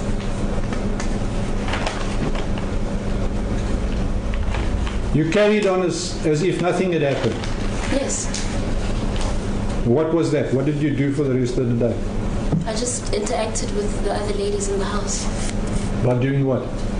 talking, Talking, sitting, sitting. that kind What of else? That kind of thing. Yes, How long had you been in Reverend Omotoso's room for on that occasion? well, long enough to have a conversation, long enough for him to push me and follow me. Man, long. that doesn't help me. Was it 5 minutes, 10 minutes, No, that 15 was- minutes?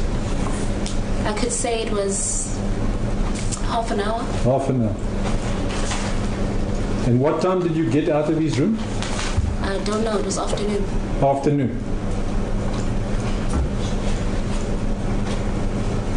I take it that the events that took place in that room on that day, during this first sexual assault that he perpetrated on you, are etched indelibly on your mind.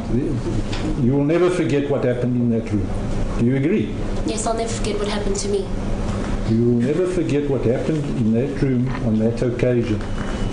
Yes, Everything is still vivid in your mind. yes, You can remember clearly what happened in the room on that occasion. Do you agree? yes. All right, let's go back to what happened later on in the day then. You were carrying on as normal, talking to the other woman in the house, and then what happened? And then evening came. What and time was this? Evening. What time? I don't know. You don't know. Early evening? Was it dark, light? It was dark out.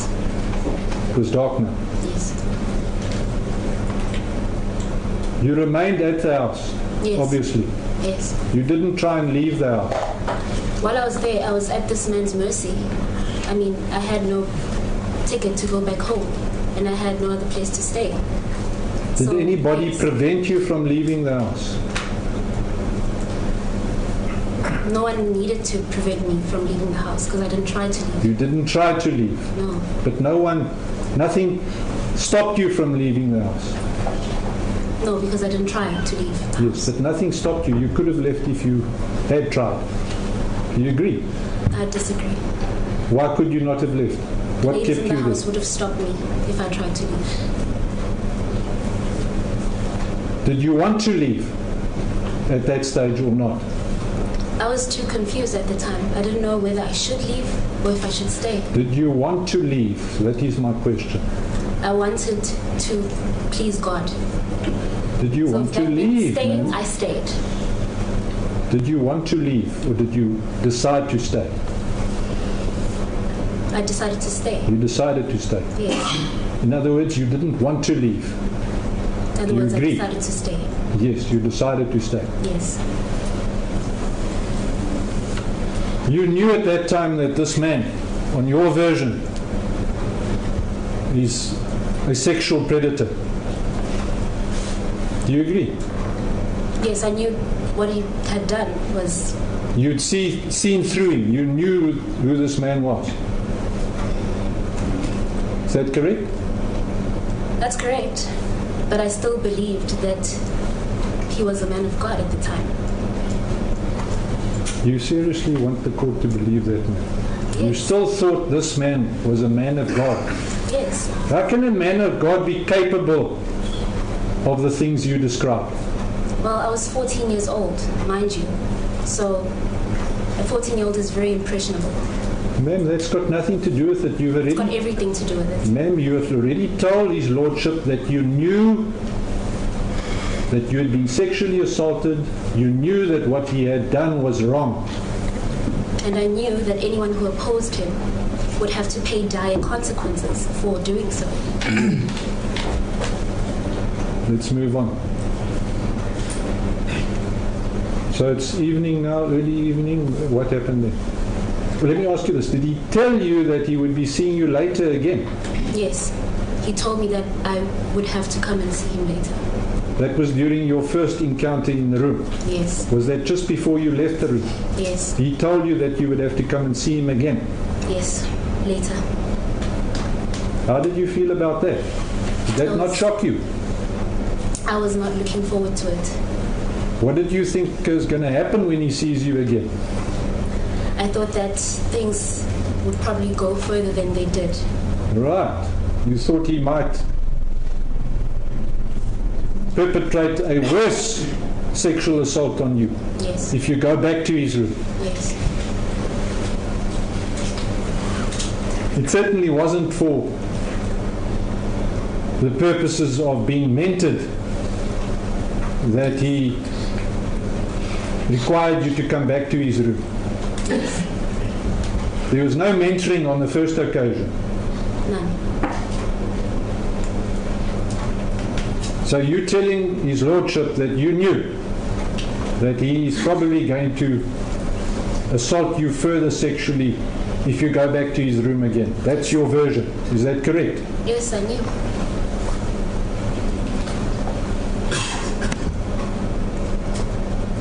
Carry on. Early evening now, what happens? Following the rules of the house, I cleaned myself up. I was now in my stockings, my sleeping attire, sleeping dress, and a headscarf. Yes. And then I remember I was lying on one of the beds in the rooms, and then he called me. Himself back or upstairs. somebody else? He On called his himself behalf. on his cell phone to my cell phone. He phoned you and called you up. Yes.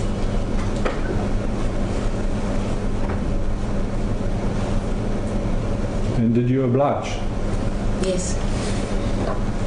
Why?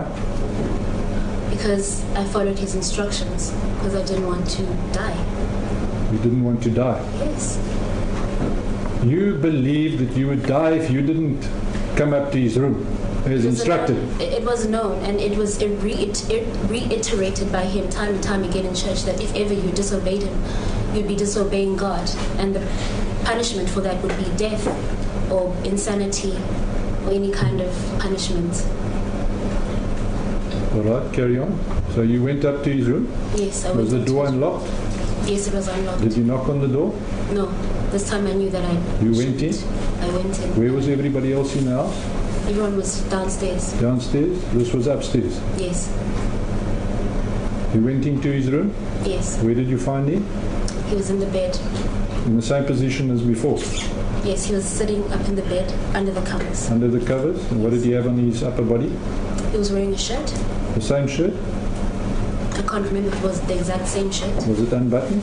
Yes, it was. Same scenario as previously. Well, I knelt down beside him on the other side of the bed this time. And this time, he told me to join him in bed. So I joined him in bed.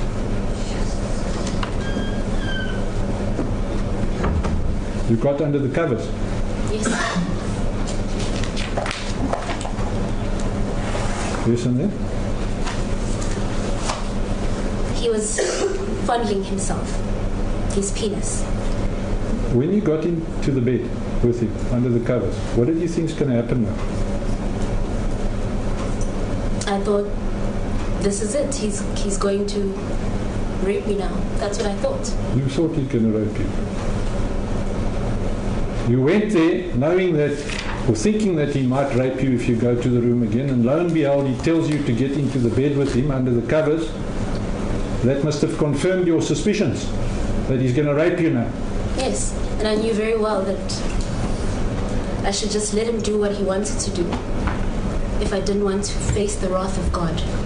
You say that you should just allow him to rape you if he wants to rape you. Is that what you say? Yes. You were a virgin at the time, correct? Yes. All right, you're now under the covers. What happens next? He's busy fondling himself, rubbing his penis. I can see I can see from from above the covers that his hands are there. In the region of where his penis is. You can't actually see his penis. Is that correct? Yes. All right, carry on. And then? And then? Did you lie down under the covers next to him? Yes, I lied down. Were you clothed? I was still clothed when he said join me, when he told me to join him under the covers. Did you get into bed fully clothed in your pajamas? I did. Yes, carry on. He's fondling his penis under the covers, and then? And then he instructed me to take off my headscarf because he said it made me look old. Which you did? Which I did. Yes, and then? And then he told me to take off my sleeping dress. So I stepped out of the bed to take off my sleeping dress. And then before I got back in, he told me to take off the rest of everything else, the stockings and my underwear. So you were now naked? Yes, now I was naked. And you got back into bed with him? Yes. So you must have known without a shadow of a doubt he's going to rape you? Yes. Yes, and then? You're now naked under the covers with him? What happens next? He had a tub of Vaseline next to him on bed. Told me to hand it to him. So I did so. Took some of the Vaseline. Was it on your side of the bed or what? Yes. You gave him the Vaseline, he took some of the Vaseline? And he rubbed it on himself. Had he exposed his private parts at that time or not yet? Or was this under the covers? It was still under the covers. Still I didn't under the have covers. the bravery to lift up and look. Not that I wanted to see anyway. Right, carry on. Then he told me to do whatever I want, that I must be free. And at the time, I was just confused. I did not know what he meant when he told me, do what you want. I didn't know what he think I wanted to do to him. He told me I should just do what I want. And then he told me to take some Vaseline and rub him. So I rubbed his thighs.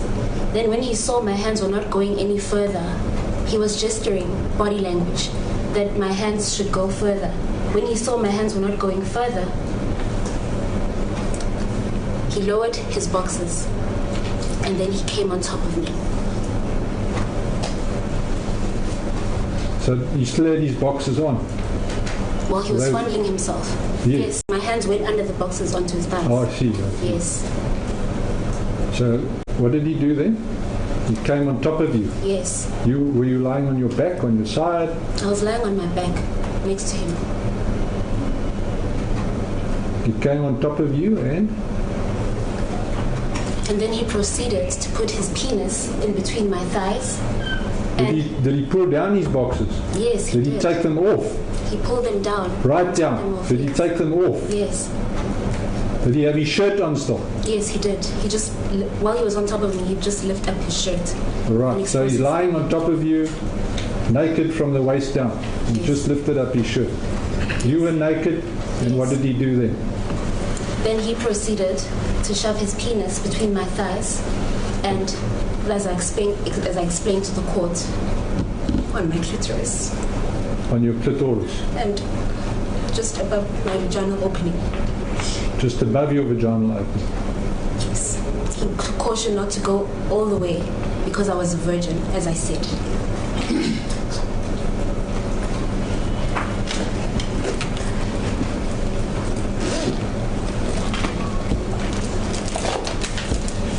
Yes.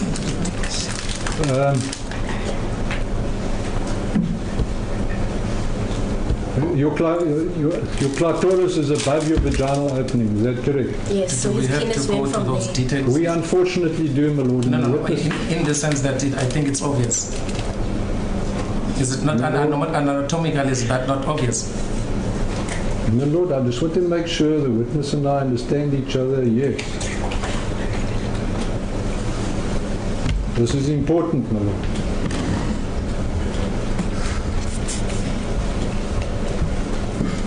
So, he placed his penis on your clitoris, Yes. which is just above your vaginal opening, not so. Yes, and he pushed it downwards. He pushed it downwards Yes, and upwards and and downwards. upwards. So he rubbed his penis on your clitoris. He rubbed his penis on my vagina, yes. On your vagina or your clitoris? Listen, if you know the vagina, I'm sure you do. Yes. He put his penis on the clitoris and he was rubbing it up and down. Ma'am, I can assure you I'm not enjoying this. I'm sure you're not.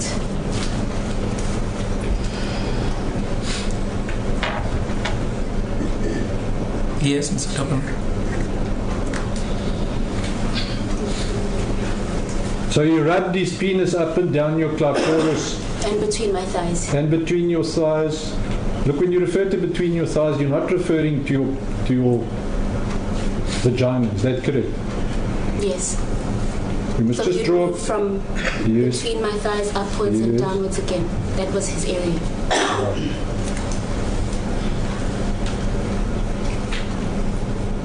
Did he insert his penis between your vaginal lips, ma'am? Yes, he did. He did. And he rubbed his penis up and down your between your vaginal lips. Is Yes. that correct? Yes. And he also rubbed his penis on your clitoris. Yes. Is that correct? Yes.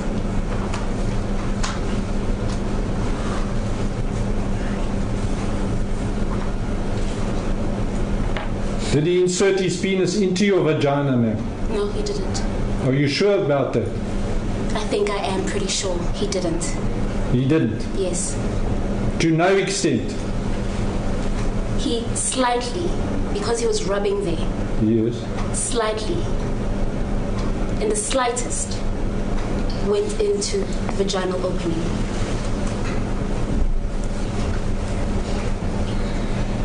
So he Not did. far enough to break my hymen, Yes. which was still intact.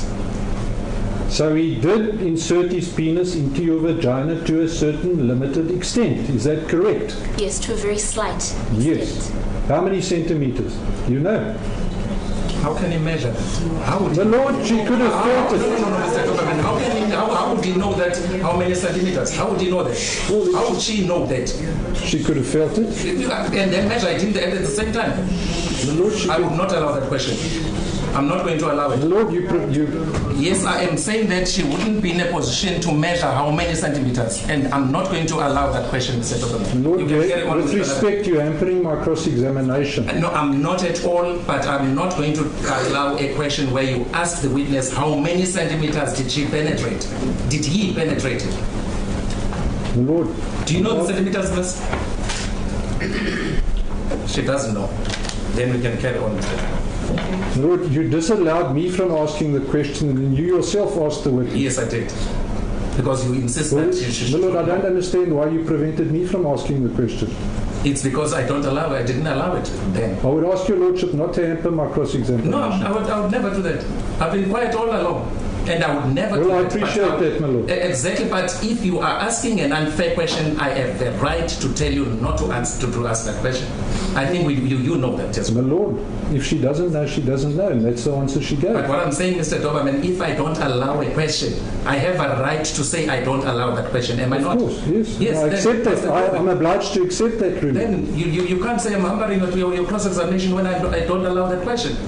Well, That's what I'm saying. I'm submitting that you are, my lord, but that we can argue about that later. You can take it further if you Yes. feel like. Yes, but I'm telling I you will. that I will continuously, if I see that the question is unfair, I will do that. As your lordship pleases. Yes, Mr. Your lordship has the right. Yes, you can carry on. Thank you. Mr. Doberman. How far did he insert his penis into your vagina? Do you know? I think she's answered that. We were talking about centimeters, my lord, but you didn't want me to ask about centimeters. As I said before, slightly, Slightly. very slightly. So he was being careful not to rupture your hymen, is that correct? Yes. Did you tell him to be careful, or was that something he decided on his own? Do you No, I think? was not a part of his shenanigans. I would never You were not? advise him on what he was doing. You didn't communicate with him at all, is that correct? While this was going on? Yes, I kept quiet. And You allowed kept him quiet? to do what he was doing.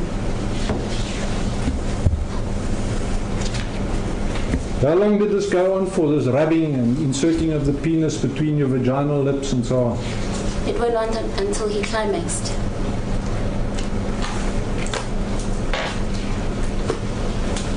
You just lay there. Yes. You didn't resist in any way.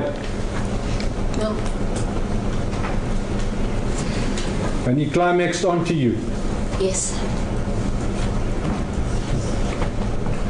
Your The legs... semen was all over my thighs. Yes. You kept your legs together all the time, is that right?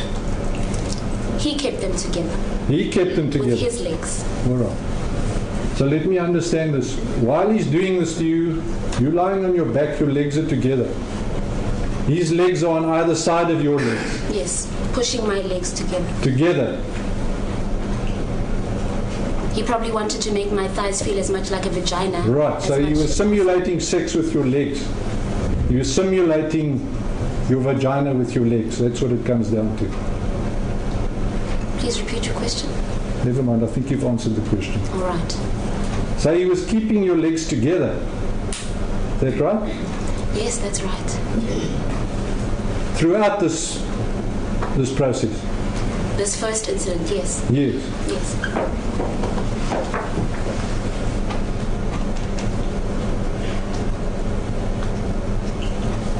So your vagina must have been closed. If you know how a penis looks and you know how a vagina looks, you know that a penis can penetrate a vagina and open the lips when it goes in, when Ma'am, it goes inside. Your vagina was your vagina lips were closed while he was doing this to you. My That's vagina what- lips were opened by his penis. Yes, but before he did that, before he forced his penis in there, they were closed. Yes, Yes. obviously. Thank you. So after he climaxed onto you, he told you to do what? He told me to go and wipe myself off. So I went to his bathroom and I took some toilet paper and I wiped his semen off of me and I flushed, Yes. and then he told me to come back into bed. So I did that. So he nonchalantly told you just to get back into bed with him after he basically raped you. Yes, And you obliged. yes. And then what happened? He fell asleep. Yes. Carry on. And I was just lying there. He fell What did you asleep do? with some, like his leg on me and his chin on my face here. And I was just lying there the entire time. I remember my heart was beating very loudly, Right. and that's all I listened to, on top of his snoring. Then when he finally decided to wake up, he prayed, asking God to forgive us, as if I was somehow a part of the filthy thing that he had just done. Yes. And then after he prayed, he dismissed me. But before I could walk out of the room, he told me that what happened was a covenant between me, him, and God, and that if ever I broke it, there would be detrimental consequences to pay. So your death, etc. And then he told me that I'm 14 years old, so I better not say anything to anyone because the man of God can't go to jail. Those were his words while he was laughing. It was so nice for him. Did you then get dressed and leave? Yes. Once again, you didn't scream for help when he was raping you. No, I didn't. And after you left the room, you acted as though nothing had happened. I went downstairs, my eyes were teary, Yeah. and one of the ladies asked me, "What's wrong? Why are your eyes like that?" And I told her nothing, and I went about my way. And then you behaved as normal. Is that correct? Yes. Now the events, or those events, are still all clear in your mind. I presume you will never forget them. Never. They're etched in your mind forever. Yes. And you're quite clear on what happened in that room, Yes. on that occasion. Yes. You can't be mistaken in any way. No. That's exactly what happened, you sure? Very sure.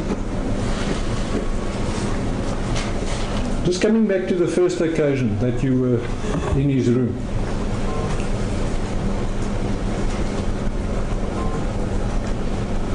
When he pushed you on backwards onto the bed, your feet were on the floor. No, they were not. They were slightly bent. So the bed was, the edge of the bed Yes. was just below the back of my knees.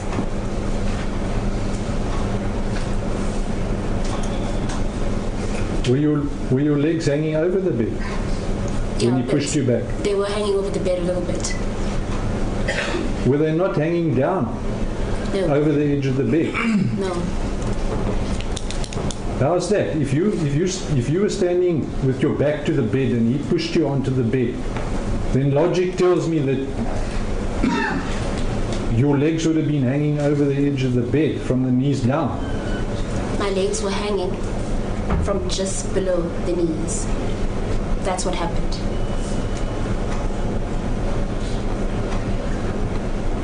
Was the bottom half of your legs hanging vertically No, on the side of the bed?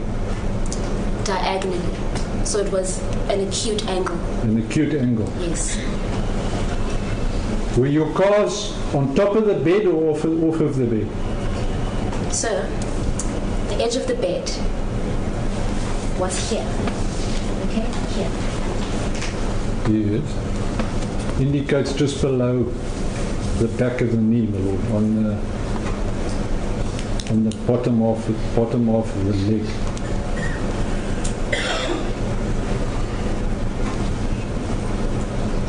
I understood you to say earlier on that you were lying completely on the bed on that occasion. In other words, from your feet to your head. Well, completely Yes. does mean the majority of my body was on the bed. No, completely and the majority is not the same thing. Well, then I stand corrected. So that was incorrect when you said earlier in evidence. It was not incorrect. There was a miscommunication. That's what you said. There wasn't a miscommunication. The fact of the matter is the client pushed me on top of his Lord, bed. we're not arguing about the fact of the matter. I'm not We're arguing talking with you. about what you said. Not about what my client did. Okay.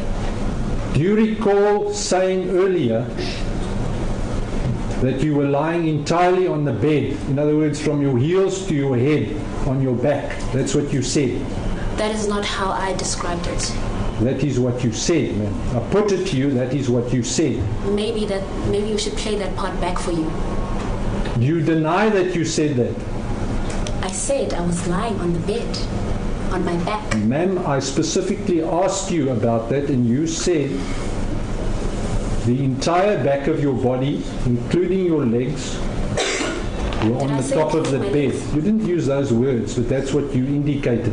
Is it? Yes. Was that a mistake? A miscommunication, as I said.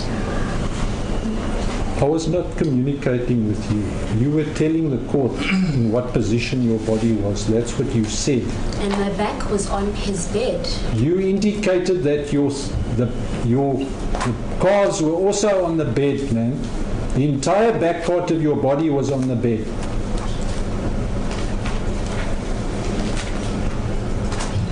Do you deny saying that, or was that your evidence according to you? May I object my documents? The witness has already indicated that it was a miscommunication between him and her.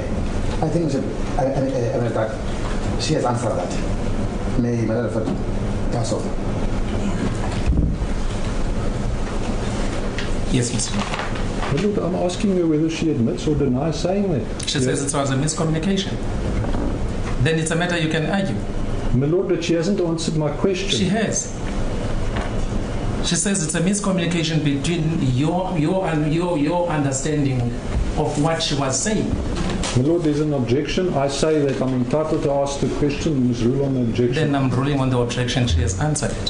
So, in the circumstances, I won't pursue that question, my Lord.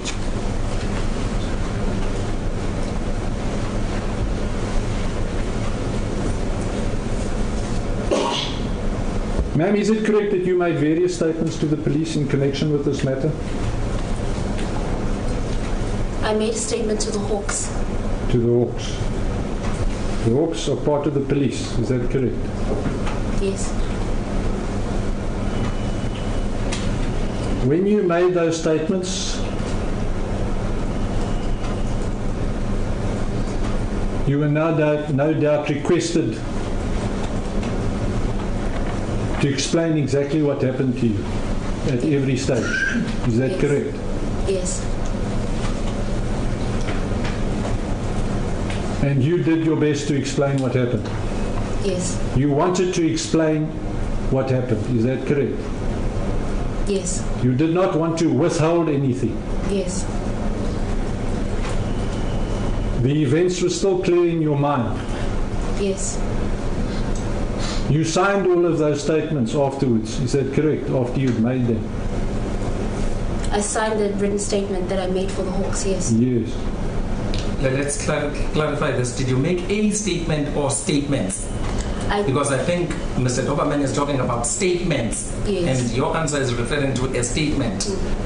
Did you make several statements to I the made Hawks? a verbal statement to the Hawks, You- and then come again? I made a verbal statement to the Hawks, Yes. and then I had a written one. I wrote one down, which was then typed by a police official. So you wrote down your own statement. I wrote it down with a pen and handed it over to a police official in Johannesburg, who then arranged that it be typed. You were satisfied that that statement of yours was correct. The first, let's talk about the first one you made. Yes. My Lord, I'm only in possession of a typed statement. And I've asked my learned friend repeatedly to give me the handwritten one. And to date, he hasn't given me the handwritten one. So I'm going to ask him again through your Lordship to please give me the handwritten one. I think perhaps we should adjourn so he can make me copies. I think he did mention to me that he has got it here at court. But I haven't seen the handwritten one, and I would prefer to just have both. that one as well. Yes, ma'am. My Lord, I don't agree with that friend. I did make the written one through the email, and he indicated that he did receive them. Now, I mean, I don't understand this submission that we did not give him the handwritten one. We did. My Lord, I've got the email. I can download it. I can produce the whole document. He did not give me the handwritten I one. think it's not a train smash. Can you finish him with the copy? It's not a train smash. We can't be arguing about this. You have a written one. You can hand it over. Yes. Yes, can hand it over to Mr. Doberman.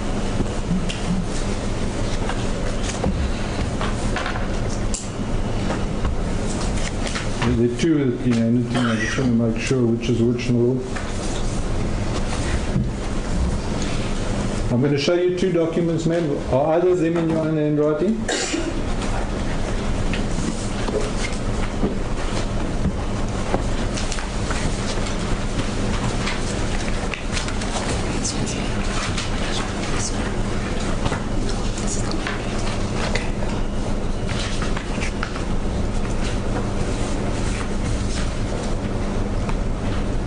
She's seen it.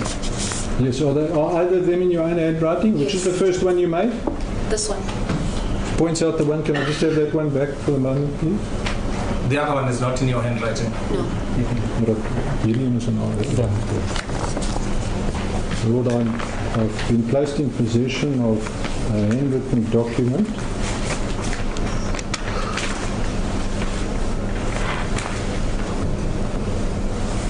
which appears to be incomplete.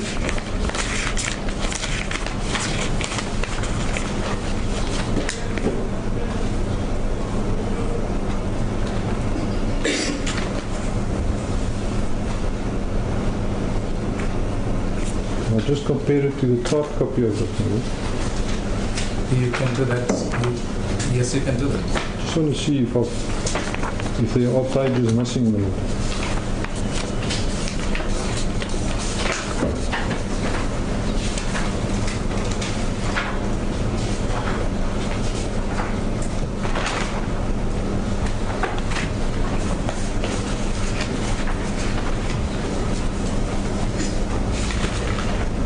It appears to be complete, except it's not signed, my lord.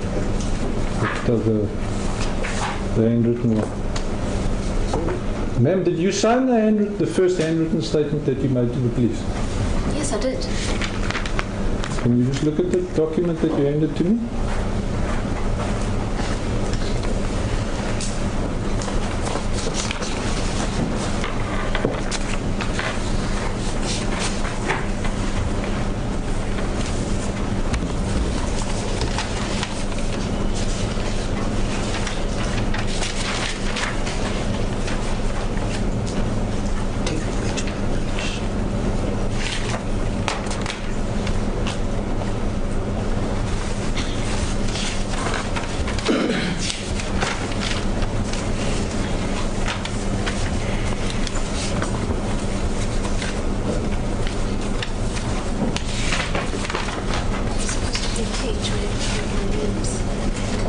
The witness intimates that there is a missing page with a name and where her signature has been appended to it. Would that be the last page that's missing? Yes. So you definitely signed the last page? Yes, I did. I suppose you don't know now what's happened to the last page? No. What else was on the last page? Did you sign it before a commissioner of oaths, the last page? Before a policeman? Did the policeman also sign on the document? Or did you just hand the document to the police as is with your signature on? That's Yes, what I'm I trying remember I to was dealing with a lady from the Hawks. Her last name is Kruger, Yes. and she's the one I handed it over to, and she's the one who told me to sign. No, I'm talking about the handwritten one. Yes, that's the one I handed over. This is the one I You handed signed over that? to. Yes, I did. There was a last page where I wrote my names, my full names, and my surname, and I signed below that. And did anybody sign below that? Was it, I'm trying to establish whether it was commissioned or not. Yeah, Miss Kruger signed. Beg your pardon? The Miss Kruger from the Hawks signed. She also signed. Yes, she did. Mrs. Kruger. Miss Kruger, Mrs. Kruger, I'm not sure.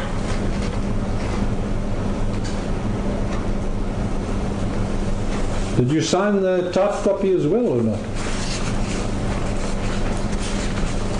I don't recall. Might I just inquire from my learned friend whether his typed copy is signed because mine's not? It is not, my lord. It is not signed.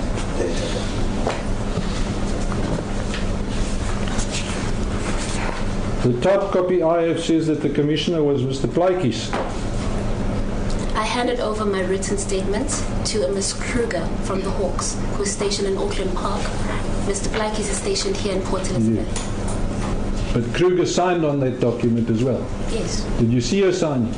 No, she said she would sign. She said she would sign. Yes.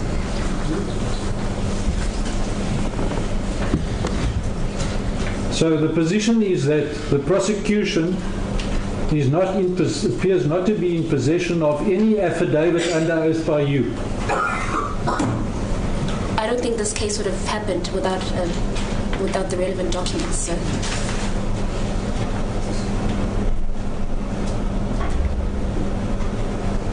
Were you ever required to take the oath when you signed your statement, the handwritten one? Yes. Did you say, I swear, so help me God, this is the truth? Yes. You did? Yes. Lord, might I inquire from our learned friend whether he knows what happened to the last page of this document? I think you may do so. Not through me. I think it's a matter you can discuss amongst yourselves. Or perhaps I'll carry on and then he can produce it. I think that's the only plausible too. You can deal with it over lunch and then we'll take it from there. Thank you, Lord. Yes.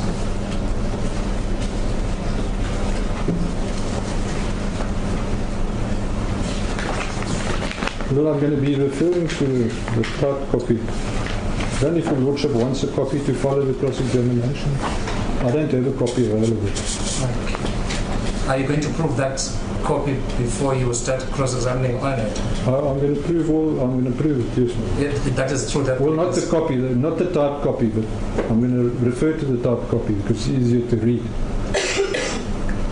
As long as she owns that and says that it is her statement, then I think you can cross-examine based my on Lord, my learned friend tells me this is a typed copy of the original. She can't own it up because she never signed it. That's the problem I have. But if it's identity, I'm just going to refer to it for convenience sake. Yeah, hence I'm saying that whatever weight you're going to attach on that statement, it's going to be a different one. If she doesn't know or she doesn't own up the copy of that statement, the evidential value of what you're going to be placing or asking her about, that's my I'm going concern. to be asking you about the original handwritten one, the content of which is reflected identically as I understand it in the typed copy. Hence I was saying, Mr. You know the procedure. I think you have to prove a statement before you can cross-examine on it. Lord, I know the procedure. Yes, hence I say that if you're going to prove it, then so be it. Well, You can cross-examine on it. I'm going to discard the typed one. So, but I'm going It to depends ask. entirely on you, Mr. Doberman. I'm going to ask my learned. I'm going to ask your Lordship to adjourn so that the proper copy of No, this. then you can deal with the problem of the statement later on.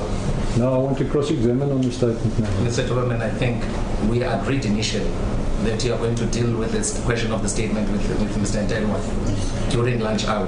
And then you are going to be proceeding with other issues which you have against that witness. Lord, I want to cross-examine you on the statement now. But is it that not affect us in terms of time? Because you can still cross-examine, as you initially intimated that you can ask other questions. My Lord, with due respect, I want to cross-examine you on the statement. You may do so. But I cannot because I do not have a copy. Of which one? The handwritten one. Was it not finished to you now? No, there's only original. There are no copies and the witness has got the original. You don't have another copy, Mr. Taylor? I have it, Mother. There it is. Thank you. Right, ma'am. Yes, in fact, just as I initially said in chambers, I think some of the issues you must flesh them out without bringing them to my attention. They are easily resolved than you having to make an application for me. You can sit and deal with these minor issues on your own. Yes, Mr. Kakam? Thank you, my Lord. All right, ma'am. You've got the original statement that you wrote in your own handwriting before you. Is that correct? Yes. You confirm that you made that statement? Yes. That is your statement? Yes.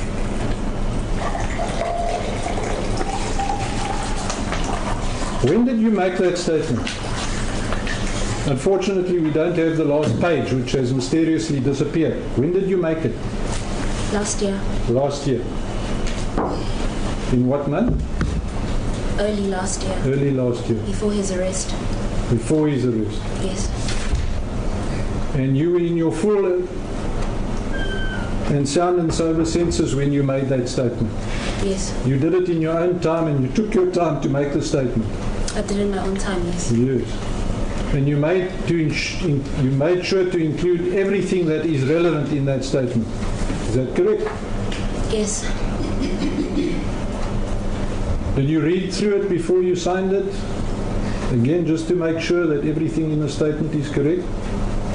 Yes, I skimmed through it. You skimmed through it. Did the policeman read it over to you again or not? Before you signed it? Or ask you to read it? They asked if I had checked, and I confirmed that I had checked. And you confirmed that it was true and correct? Yes.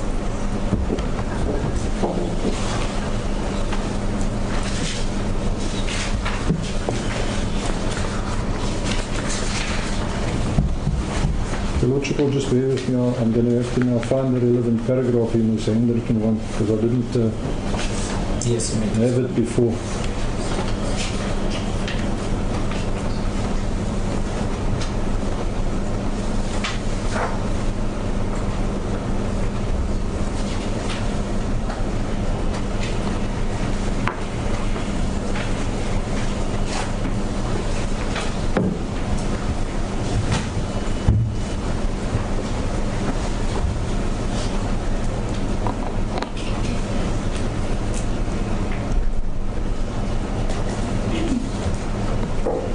Ma'am, I just want to make sure that we understand each other. When you say that he penetrated with his penis between your thighs, what do you exactly mean?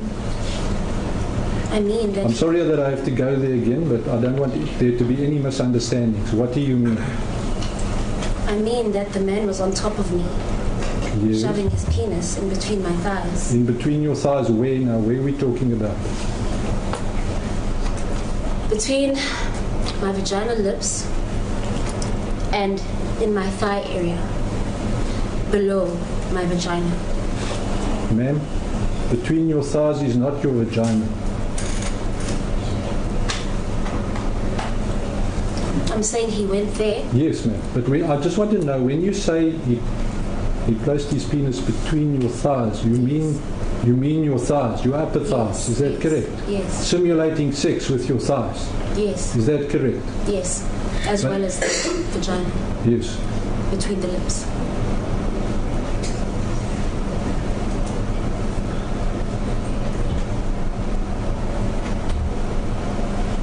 Your thighs are not your vagina, ma'am. I'm well aware of that fact. You agree with that? Yes. So there's a distinction between placing a person's penis between your thighs and into your vagina. Those are totally different things. You agree? Sure, I agree. Right.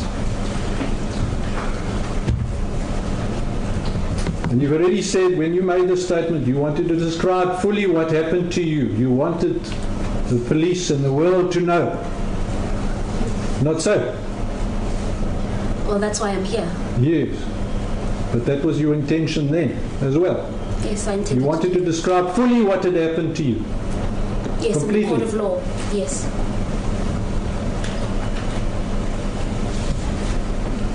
You knew that your statement would reach the prosecutor.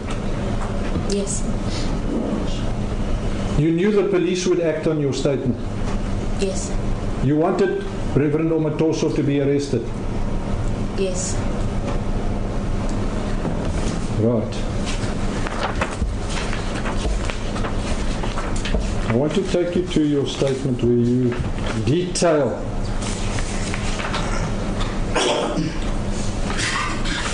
the second incident, the second sexual assault that was committed.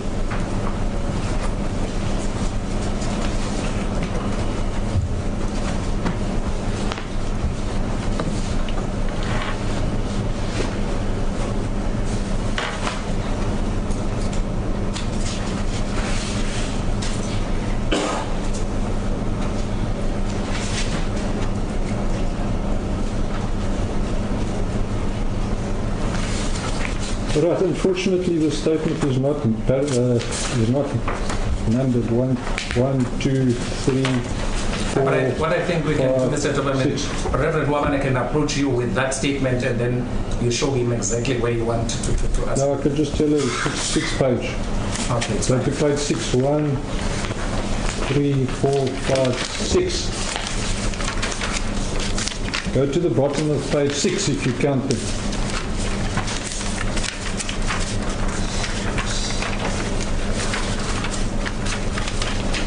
Go right to the bottom, where the sentence starts, the day went on and night came. Are you there?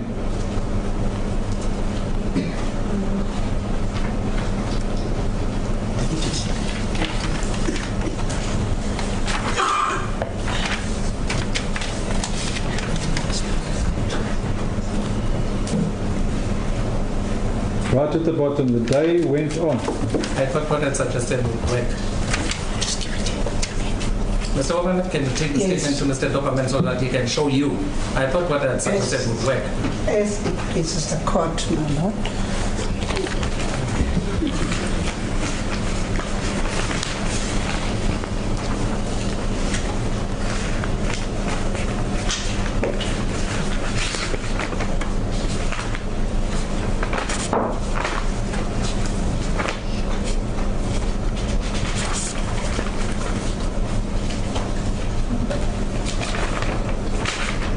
I'm having difficulty finding it in the written one, though.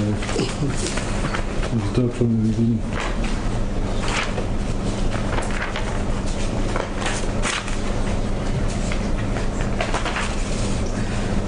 Which page 6 were you referring Right, to? I've got that. I was counting them there, I was saying, there we go. I can't hear you, Mr. Doberman. Well, just bear with me. I found it now. Yeah. Okay. Yeah, the day went on. Yes, that's it. Yes, yes, Day went on. yes. Thank you, Reverend Doberman. As it pleases the court, my lord.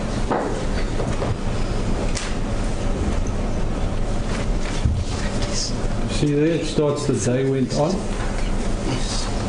All right, I'm going to take you through it now. I just want to ask you one more thing before I proceed, ma'am. I take it that you had consultations with the prosecutor before coming to court? Yes, I did. And I take it you were handed your statements to go through? What happened was before this case Yes. proceeded, he came in to meet with me, with the legal team, and he read the typed statement over to me. And I obviously corrected whatever grammatical errors were there that I had not made. And I told him of the detail when this man went between my vagina lips. You told him about that? Yes, I did. The two ladies were also there when this happened. But he went through your statement with you, or all your statements? He went through my statement with me. Did he go through all your statements with you? Yes, he read the typed statement. Yes, ma'am. How many did he read to you? Can you remember? He read the typed one for me. Yes. Yes. And then he sent me my written one, a scanned copy. But I had told him of that detail when he sent it to me. How many did he send to you? Just one? He sent me the typed version. He sent me the version that was written down while one of the hawks was listening to me. Then he sent me my written copy. Your own handwritten one, the one you've got there now. Yes. Was that before you consulted with him or after you consulted with him? After consulted with him. And you've gone through that statement a number of times, I presume? No, I've looked at it. You've looked at it? Yes, because I remember everything that's written here in any case. And in preparation for the trial, you consulted with him? Yes. On your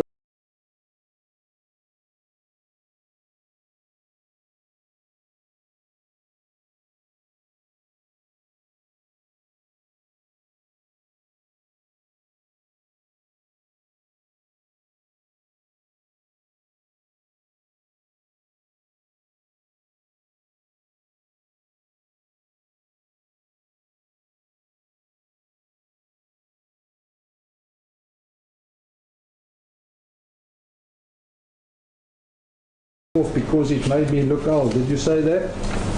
Yes. In your statement, I took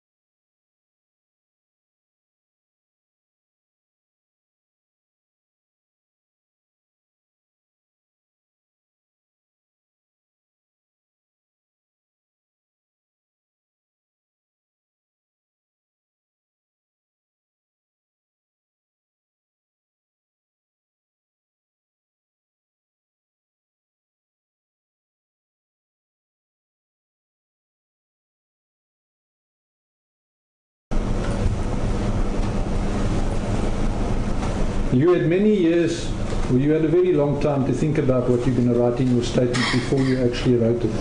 Do you agree? Well, for many years I didn't even think that I was going to write a statement. Yes, but when you did write it, you had a long time.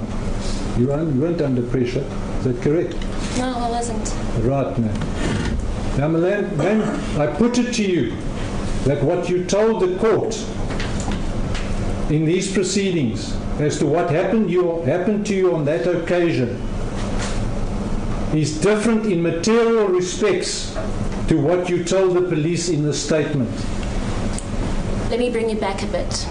I think a few seconds ago, I just told you that I told the advocate where exactly his penis was before this case proceeded.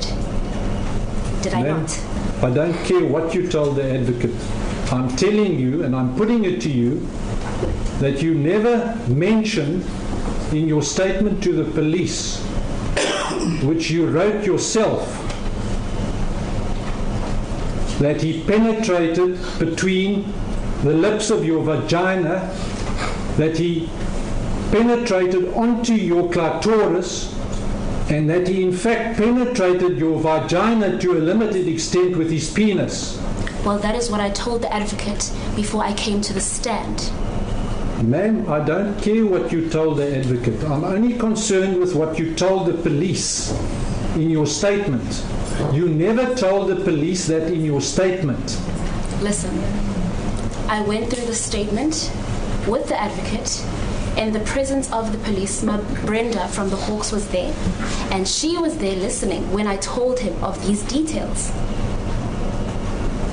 Ma'am, do you agree that you never told the police in the first statement that you made that the accused number one, penetrated your vaginal lips, inserted his penis into your vagina, and rubbed his penis on your clitoris? You never mentioned that in your first statement to the police. Do you agree? Yes, I agree in the first statement. Why did you not mention that in your first statement to the policeman? This whole experience was very traumatic, and I'm sure you can understand the level of effects that this kind of experience can have on a person. I was not trying to remember what I went through in detail. I did not want to. If anything, I was preventing myself from remembering those finer details until such a time came that before the court case, I had to explain those details because this man needs to be punished for every single thing that he did to me. That's not a very clever answer, ma'am. I'm not trying to be clever, I'm being honest. Because I asked you earlier on, if you will recall, whether when you made your first statement, you intended to divulge exactly what happened to the police in full. Yes, your question was whether I intended. Yes, and you said yes, not so. And as I say to you, traumatic experiences, sir, have that kind of effect on a person's mind. I'm not trying to be emotional here. This is what happened to me. Okay? He did that to me. And I was not trying to remember the finer details in the beginning. Excuse me for that.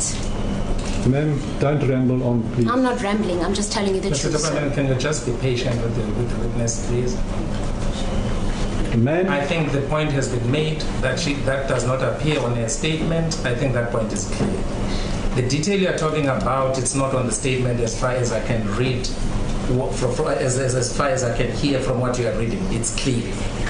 yes, Crystal clear that it's not there. The detail is not there. That's right. Yes. Now I'm asking you for an explanation. She's given an explanation that at the time she did not want to recall the detail up until she decided to prepare, up until the such time that she prepared with the prosecutor and for her testimony. That's not what she initially said, and that's what I'm asking you about, my lord. And she says she's maintaining the same answer. I think it's a matter which you can argue at a later stage. Because it's there on record, it's spelled out on record as you say, then you can argue that. My lord, I want an answer from her as to why she is adapting her version, because that's not what she initially said. I want to know from her why she initially said that she intended to divulge all the details when she made her first statement. That question she hasn't answered. You can ask it again. You remember, ma'am, before I started asking you about the statement, I specifically asked you that when you made your first statement to the police, whether you intended to divulge all the details of what happened to you exactly. And Yes, you all said, the details I could remember at the time. I was here when you asked that question, I remember. so you confirm that it was your intention to divulge all the details of what happened to you. You All the confirm that details again. that I could remember, yes. Everything you could remember. Yes. So are you now saying that when you made your statement, your first statement to the police, you couldn't remember the detail that he had penetrated your vagina, that he had rubbed his penis on your clitoris? I didn't want to remember that. Are you saying that you You think couldn't... it's a pleasant memory somehow? Ma'am, are you saying that you couldn't remember that at the time? I didn't want to remember. She says she didn't want to remember that time. My Lord, my Lord, with That's an respect, you're interfering with my cross-examination. I am not at all, Mr. Doberman. I've been patient since morning. You've been asking questions, but if a witness says she has answered that question, and I know that she has answered that question, I have to bring it to her attention that she did. And like now, you're asking whether she omitted that. She says, I did not want to remember that detail. My Lord, I'm not asking her whether she omitted it. She says she didn't want to remember the detail. So I'm asking you whether she couldn't remember, my Lord. That's what I'm asking you. And she hasn't answered that question. She could, but she didn't want to. But, my Lord, you're answering the question for her now. She could, but she didn't want to. That's not what she said, my Lord. You may ask him instead of me. My Lord, I want to know from you whether you could or could not remember the detail that he inserted his penis into your vagina, that he inserted his penis onto your clitoris, and that he inserted his penis between your vaginal lips and rubbed it up and down. Could you not remember that detail when you made your statement? I knew that had happened, but I didn't want to talk about it.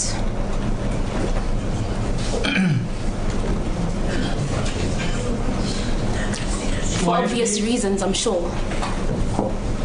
You understand.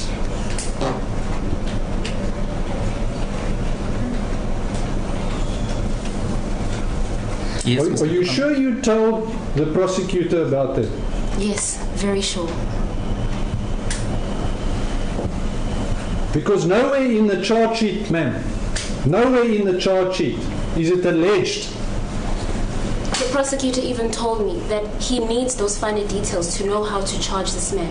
So I gave him those details. Well, the strange thing is, ma'am, is that nowhere in the charge sheet are those facts alleged. I can take you to the charge sheet. There's no allegation in the charge sheet that accused number 1 inserted his penis into your vagina. There's no allegation in the charge sheet that he rubbed his penis up and down between your vaginal lips, and there's no allegation in the charge sheet that he rubbed his penis on your clitoris. It seems to me that you're making an administrative problem my issue, which it's not. Well, I'm going to put it to you that you could not have told the prosecutor that because he would have included that in the charge sheet. Well, I'm putting it to you that I mentioned it.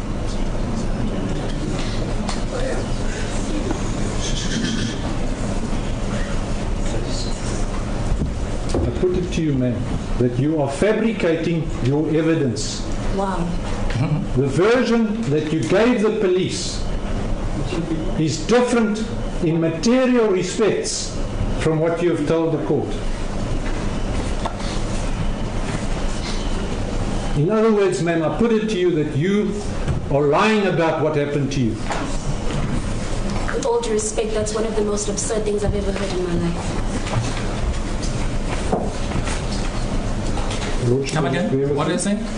I'm saying with all due respect, that is one of the most absurd things I've ever heard in my life. I don't know how this man thinks I can't remember what happened to me. I was there. It's not a question of not remembering. It's a question of adapting your version and fabricating your version. That's what you have done. if you understand what trauma is in your field work, I'm sure you're very familiar with that. Trauma involves a lot of remembering and flashbacks and trying to forget things that happened to you. And I'm not trying to sound weak, that's just what happened to me. I didn't want to remember what that man did to me.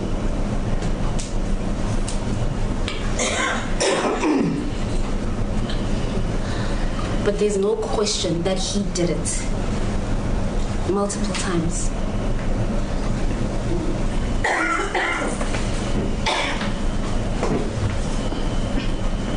I want to take you to count 22 of the charge sheet. This is the charge of rape against accused 1 and 2. This is the allegation that the state makes against them.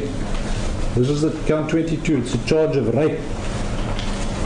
The allegation is here, in that between the period 2012 and 2015, the precise dates unknown, and Atol near Mkwanga Rocks, in the district of Inanda, and Atol near Port Elizabeth in the district of Port Elizabeth, and or Israel and or Nigeria, accused 1 and 2, together with persons known and unknown, and on diverse occasions unlawfully and intentionally committed acts of sexual penetration with the complainant Cheryl Zondi, a 14-year-old female person, by penetrating his genital organ into the mouth of the complainant without the consent of the said complainant.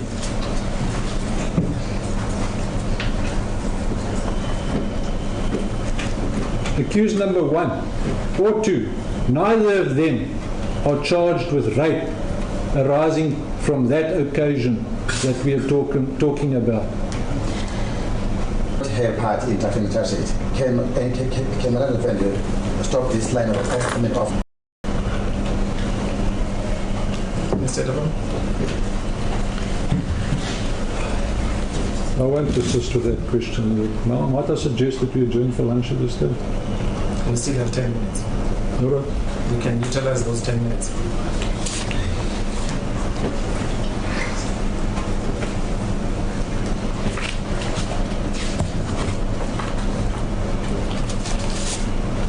Well, I'm going to ask you to receive this statement as the next exhibit. no original, get the original. Yes. And what exhibit number would it be? We had B and C. C. And T. Thank you. It should be C. The copy is Thank you. Thank you so much.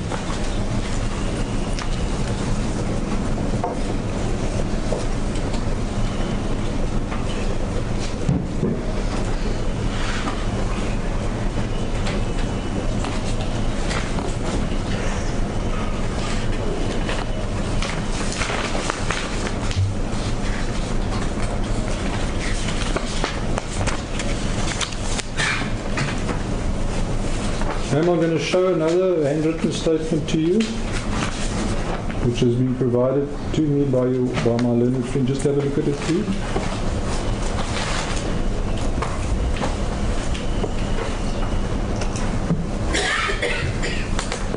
Do you recognize that document? Yes, I do. Is that your signature that appears on each page at the bottom? Yes. Is that another statement that you made in connection with this matter? Yes, this is a statement that was being written down as I was speaking. Beg your pardon? This is a statement that was being written down as I was speaking. As you were? Speaking. Speaking. Was this during a further interview that you had with the Hawks, or what?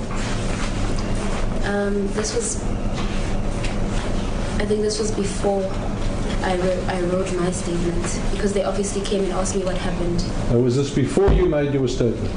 Just go to the last page. Unfortunately, somebody didn't date it properly. It says July 2017. You see that?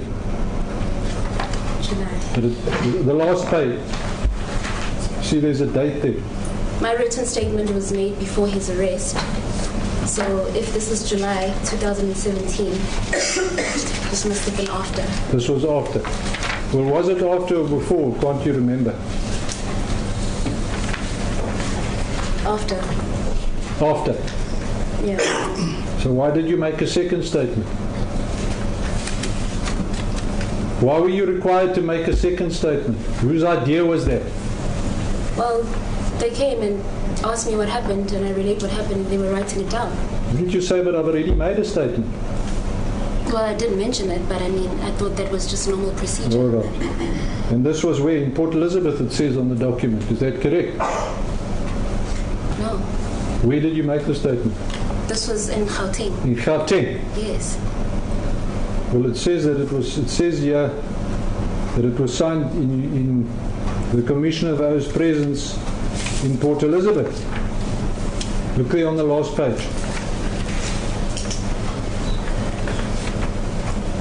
This was made in Gauteng, sir, as I said. Are you sure? Yes. The Commissioner of O's is given here as Brenda Magwangane. Is that correct? Yes. Was she present? Do you know the lady? Yes. She came to my home, and she was writing down as I was speaking. In Gauteng? Yes. What language did she converse with you in? English. English. I notice you're very fluent in English. Yes, I am. By the way, you passed grade 12, is that correct? Yes. Did you do English obviously up until grade 12? Yes, I did. Do you have any tertiary qualifications? I'm in tertiary at the moment. Or what are you studying? Marketing management. Or what year are you in? Second. Are you at the tech or what? Sorry? Are you at the Technikon, university, or I'm at the university. which university? UJ. UJ. You're very articulate in English, I must say. Yes. You I am. agree? So you understand English very well, obviously. I mean, it's like a first language to you. Do you agree? Yes. Yes. And you've chosen specifically to testify in English. Yes. What's your first language? Zulu. Zulu. All right. All right, so on this occasion, in 2017, were you interviewed by this lady? Yes, I was. Magwangane. And what, did she ask you to relate exactly what happened to you? Yes. Yes. And was it your intention, and did you want to relate exactly what happened, or were there things that you were withholding? I wanted to tell her everything that I remembered at the time. Yes. Yes. Were there things that you didn't want to remember in this case as well, when you made this statement? Yes. You could remember them, but you didn't want to remember them. You I knew they they happened. Beg your pardon? I knew they happened, but I didn't want to talk about them at that stage. I was still not strong enough. You're not strong enough. Yes. And after the statement was written down, did you read through it yourself before you signed it? I skimmed through it. You skimmed through it. Yes. And were you happy that it had been correctly recorded? I skimmed through it, and what I gathered from skimming was that it was correct, and so I signed. And if we look at the last page, that's your signature that well, let me see. Does your signature appear on the last page, or is it only on the second last page? Second last. Second last. Right. And what, a copy of the statement was also provided to you by the prosecutor, is that right? Yes, but I didn't read through You this didn't one. read through this one? No. Well, why not? I struggled with to read it, with the handwriting.